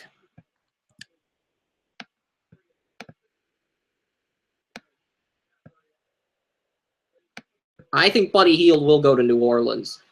I think they should take Jamal Murray, but I've got a feeling they're going to go with Buddy Hield because every team in the top 10 makes a fuck-up pick, and Murray is the better of the two.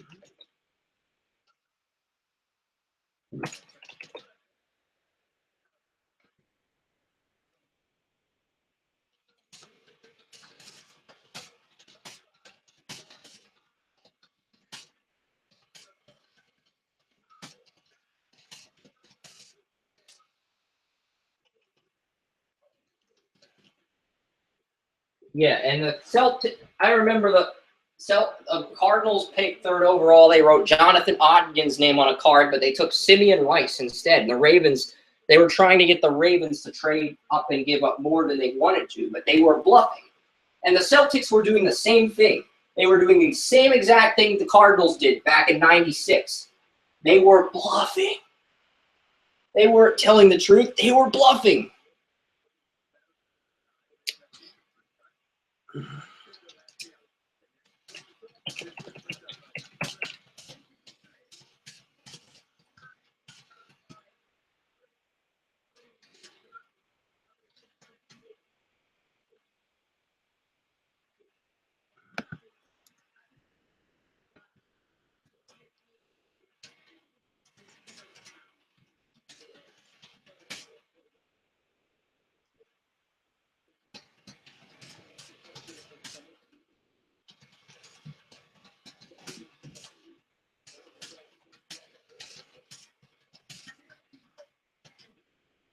Yeah, you got Tom Thibodeau, you got Dunn. I'm really excited to see what the Timberwolves are going to do here. And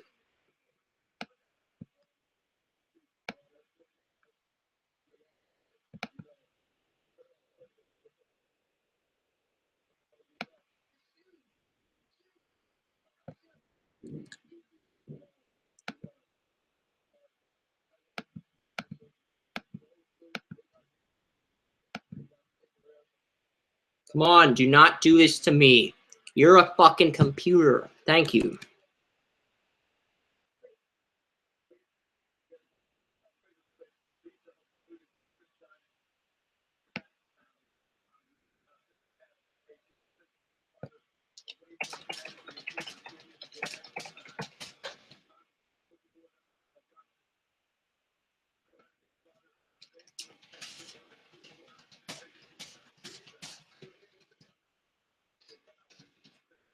Yeah, and the Timberwolves getting Chris Dunn at number 5 is an excellent pick. That is the pick they needed to make in order to move forward as a team, as an organization. So that is the pick they needed to make. And now the New Orleans Pelicans are on the clock at number 6. What are they going to do here at number 6?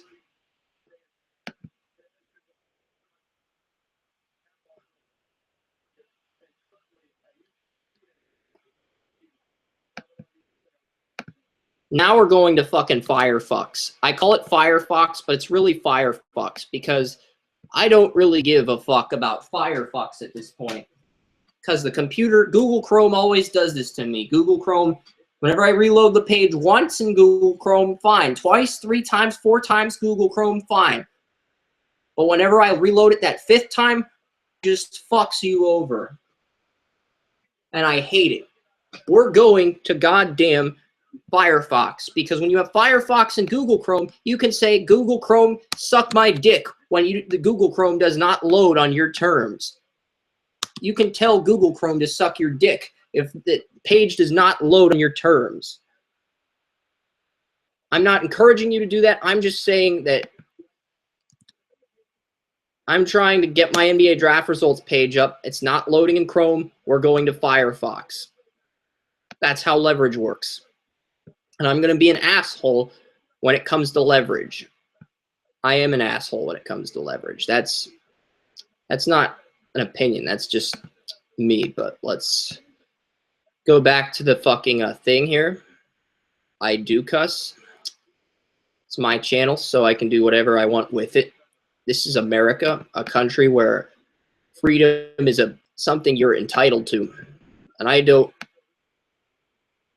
really care what you think. I don't care if that makes me uneducated. I'm going to tell people freedom is a birthright. It's something you deserve. If you were born in this country, and you get to witness everything great here.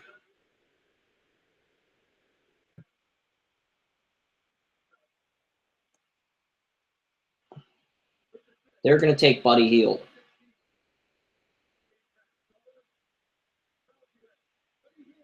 And Adam Silver, thank you. You made my job easier. It's my 3rd pick right.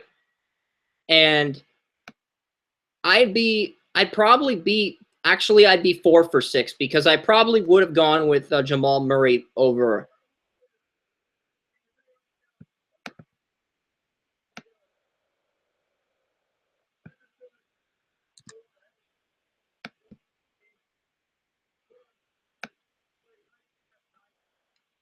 Yeah, and like Buddy Hield at number 6, I'm giving this an A grade. I don't think it's a bad pick, but at the same time, it's not a pick that's worthy of an A+ grade. Because this is not a pick worthy of an A+ grade because Jamal Murray's the best point guard on the board, best shooting guard on the board. You need a shooting guard with Eric Gordon gone. You go out, you get Jamal Murray. Buddy Hield is a reach. He's going. Anybody who calls the phone, Hiroski, I don't give a shit. These people are. You call during my NBA draft special, you're going to get the silent treatment. Unless you're calling into the show to talk sports with me, I'm going to give you the silent treatment.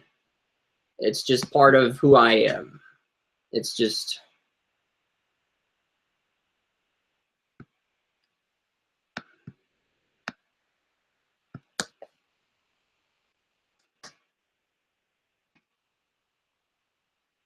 Yeah, but the Pelicans getting Buddy Hield at 6. Jamal Murray falling in the draft. This is a dream scenario. Now, does Denver go Marquez Chris here? Or do they go with Jamal Murray. This is going to be interesting. Because I think Jamal Murray is part of this Super 7. I mean, Marquez Chris could get pushed into the top 10, but it's like, you know, Jamal Murray's either going to go to Sacramento or he's going to go to Denver. Because I don't think in a million years Sacramento could have dreamed that they'd be getting Jamal Murray at 8. That's a guy I thought would be off the board by now. And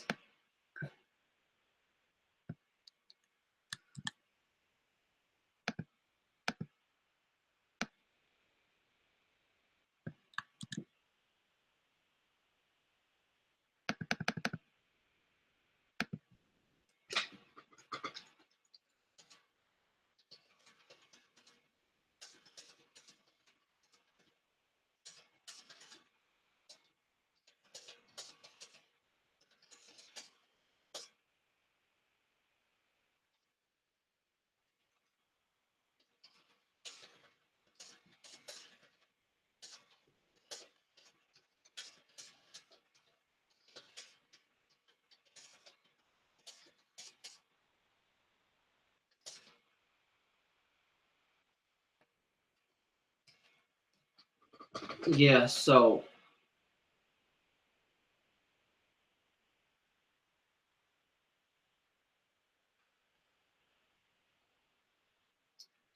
yeah. The Denver Nuggets are picking at number 7. And I've got a feeling they're going to do really well here.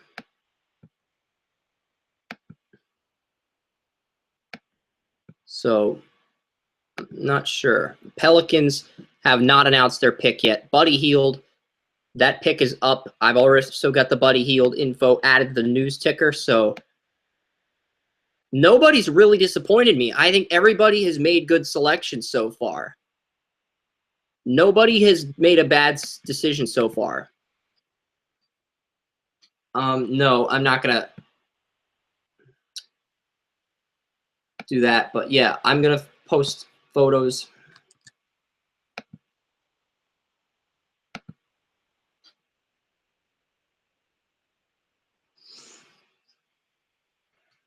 But yeah, I mean, a lot of good picks so far. No reaches. Excellent picks by all 6 teams so far. And Mark is going to complain about how the Suns made a terrible pick with Dragan Bender because he's more of a developmental bench guy rather than an immediate starter. He's going to complain about how the Celtics are idiots for passing on Chris Dunn for Jaylen Brown. And it's like, he's going to complain about those picks and get all into it and emotional while I'm just defending each team and talking about how awesome their picks are. The Buddy Brow connection. Buddy Hield. Anthony Davis jokes. So, yeah. I mean, right now, at this point, I'm really optimistic about this draft and what we're going to see from the players at this point.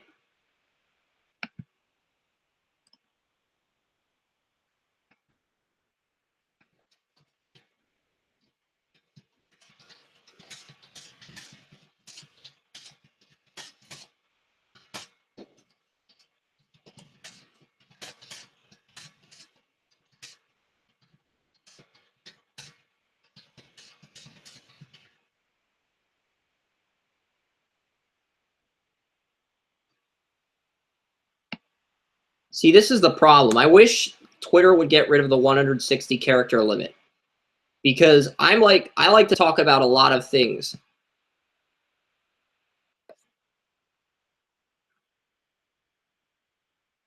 I like to talk about a lot of things. So I don't think any teams have made terrible decisions so far.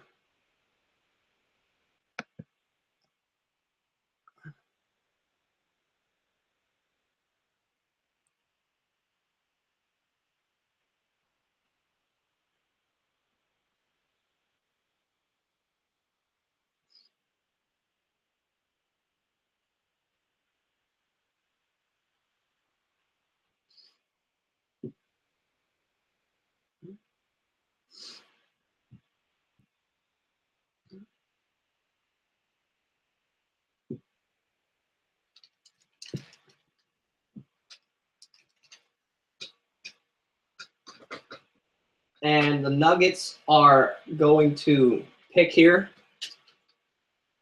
We're going to see if anybody's dumb enough to leak the pick.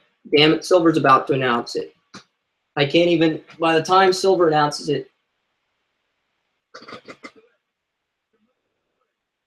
not surprising. Jamal Murray, that's who I would have assumed would be the pick, but I didn't want to assume anything. But yeah, Jamal Murray is a pure shooting guard for depth in Denver. I love this pick. This is another pick that I love. So it's a good pick. It really is. So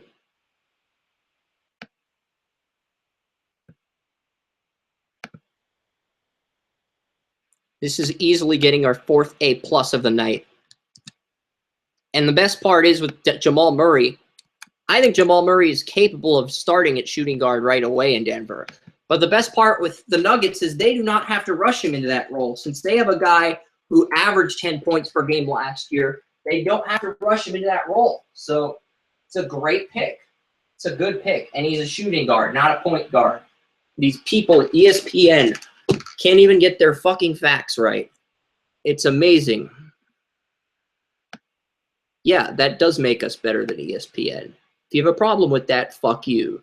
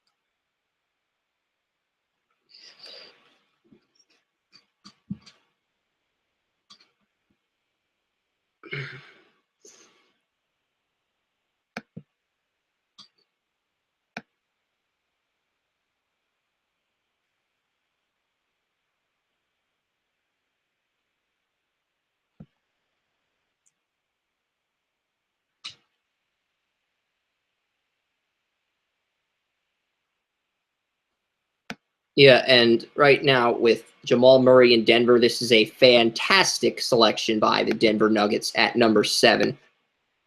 I didn't think he'd be there at this spot. I thought Buddy Hield was going to be the guy that fell, but this is a fantastic selection.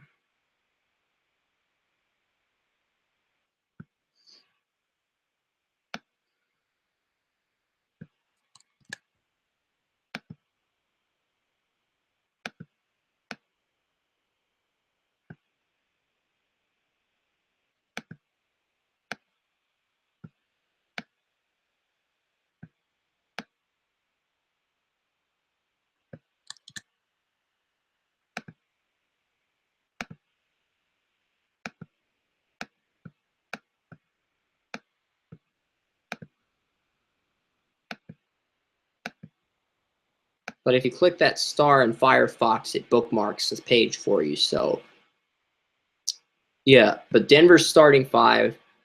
They clicked.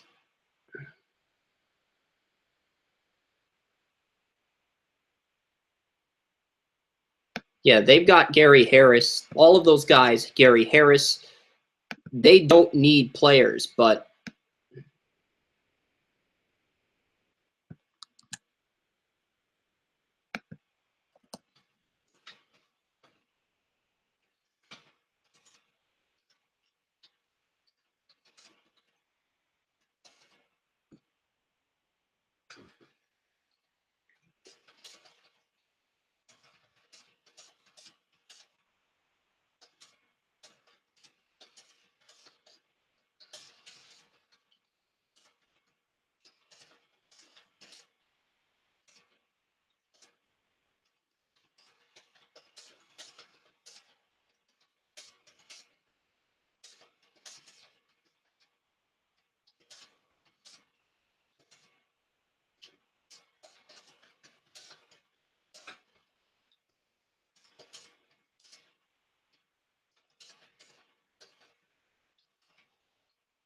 We're just waiting for the Kings to make their first fuck up of the night.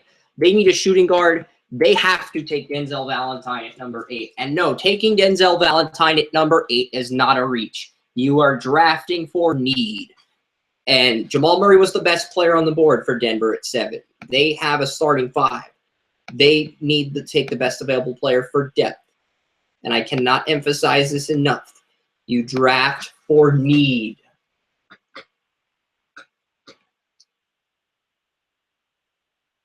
Marquez Chris out of Washington.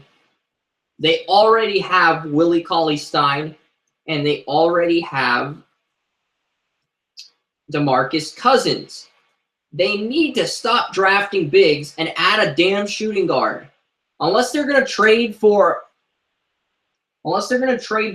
Cousins for another big, this makes no sense. Like, they have to be thinking about that. This is a pick I dislike. I'm not going to give it a B. I'm not going to give it a C or a D grade, but Sacramento really needed to do something here. This is the first pick where, in terms of value, it's a good pick, but it's not a pick where you're like, yeah, this is an awesome pick. This is the first pick where I'm actually asking myself what the Kings should do. So, you know what? I'm not going to be – you could give this an A or a B minus. I mean – give this an A or A minus to a B minus. So A minus and a B. Well, we could give this an A to A, so it's a B plus. Yeah. You're trying to measure the right metric to give the grade, but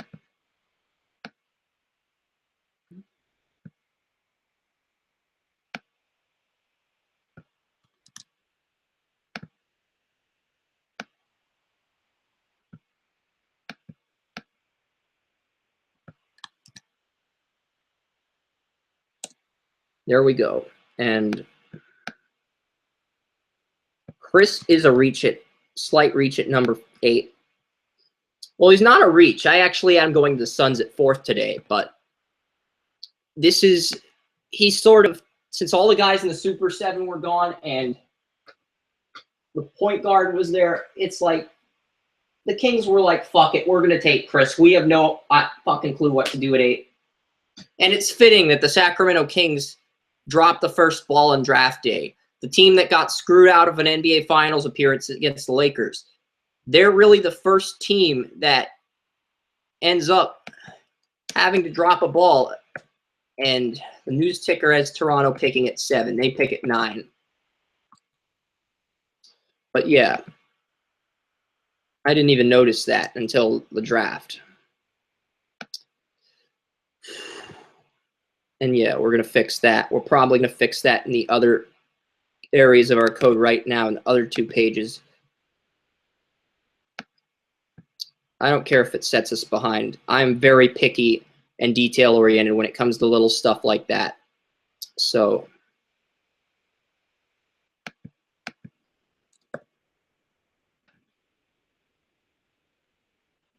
I'm very detail-oriented, picky when it comes to little stuff like that.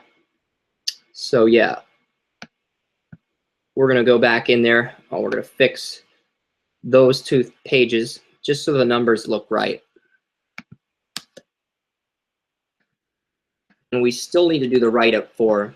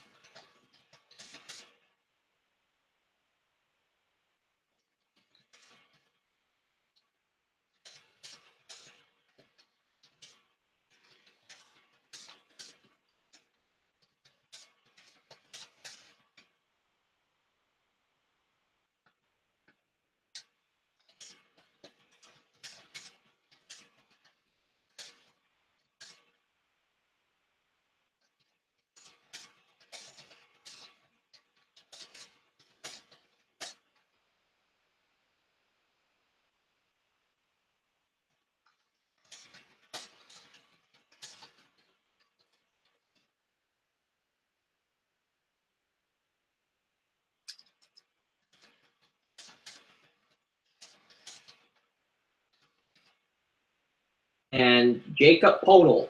I love this pick. I thought the Raptors were going to take Skal Labissiere and fuck up, but I love Jacob Podol. This is a guy that was in my top 3 at one point. This was a prospect that I thought so highly of after the Duke game that I actually had this guy ahead of Ingram at one point. So Jacob Podol going to Toronto. He gets to sit, learn behind Jonas Valanciunas, Bismack Biyombo. They don't have to play him right away. They can start him out as a bench player. Their defense will be tougher. Their defense will be grittier. And Cleveland's going to have problems scoring on Toronto. If Valanciunas, Bismack Biyombo, and Jacob Podol are all on Toronto next season, and they're all 3 of those guys are healthy, the Toronto Raptors will win the Eastern Conference. Mark my words. If all 3 of those guys are healthy, then Toronto will win the Eastern Conference next year. That's how much of a difference maker Podol can be. And I honestly believe that giving him as a depth player is what Toronto needed to do in this draft. I love this pick. Another smart pick by Toronto. I mean, there isn't really a pick I hate. I dislike the Chris pick, but it's sort of the pick that they needed to make. I think a lot of the teams this year have actually made very smart decisions. And I'm actually pleasantly surprised that the GMs have made excellent business decisions to make their teams better. Usually we see a team fuck up in the top 10. And we really haven't seen a team fuck up in the top 10 this year. It's just absolutely outstanding. I mean, I cannot remember a draft where we didn't have at least one fuck up in the top 10. I mean, we're on Milwaukee at number 10. And they basically have to take Denzel Valentine or Bandel's going to be pissed. Because Podol is gone. And that is a huge blow to that's a huge blow for Milwaukee. But I love this pick for Toronto.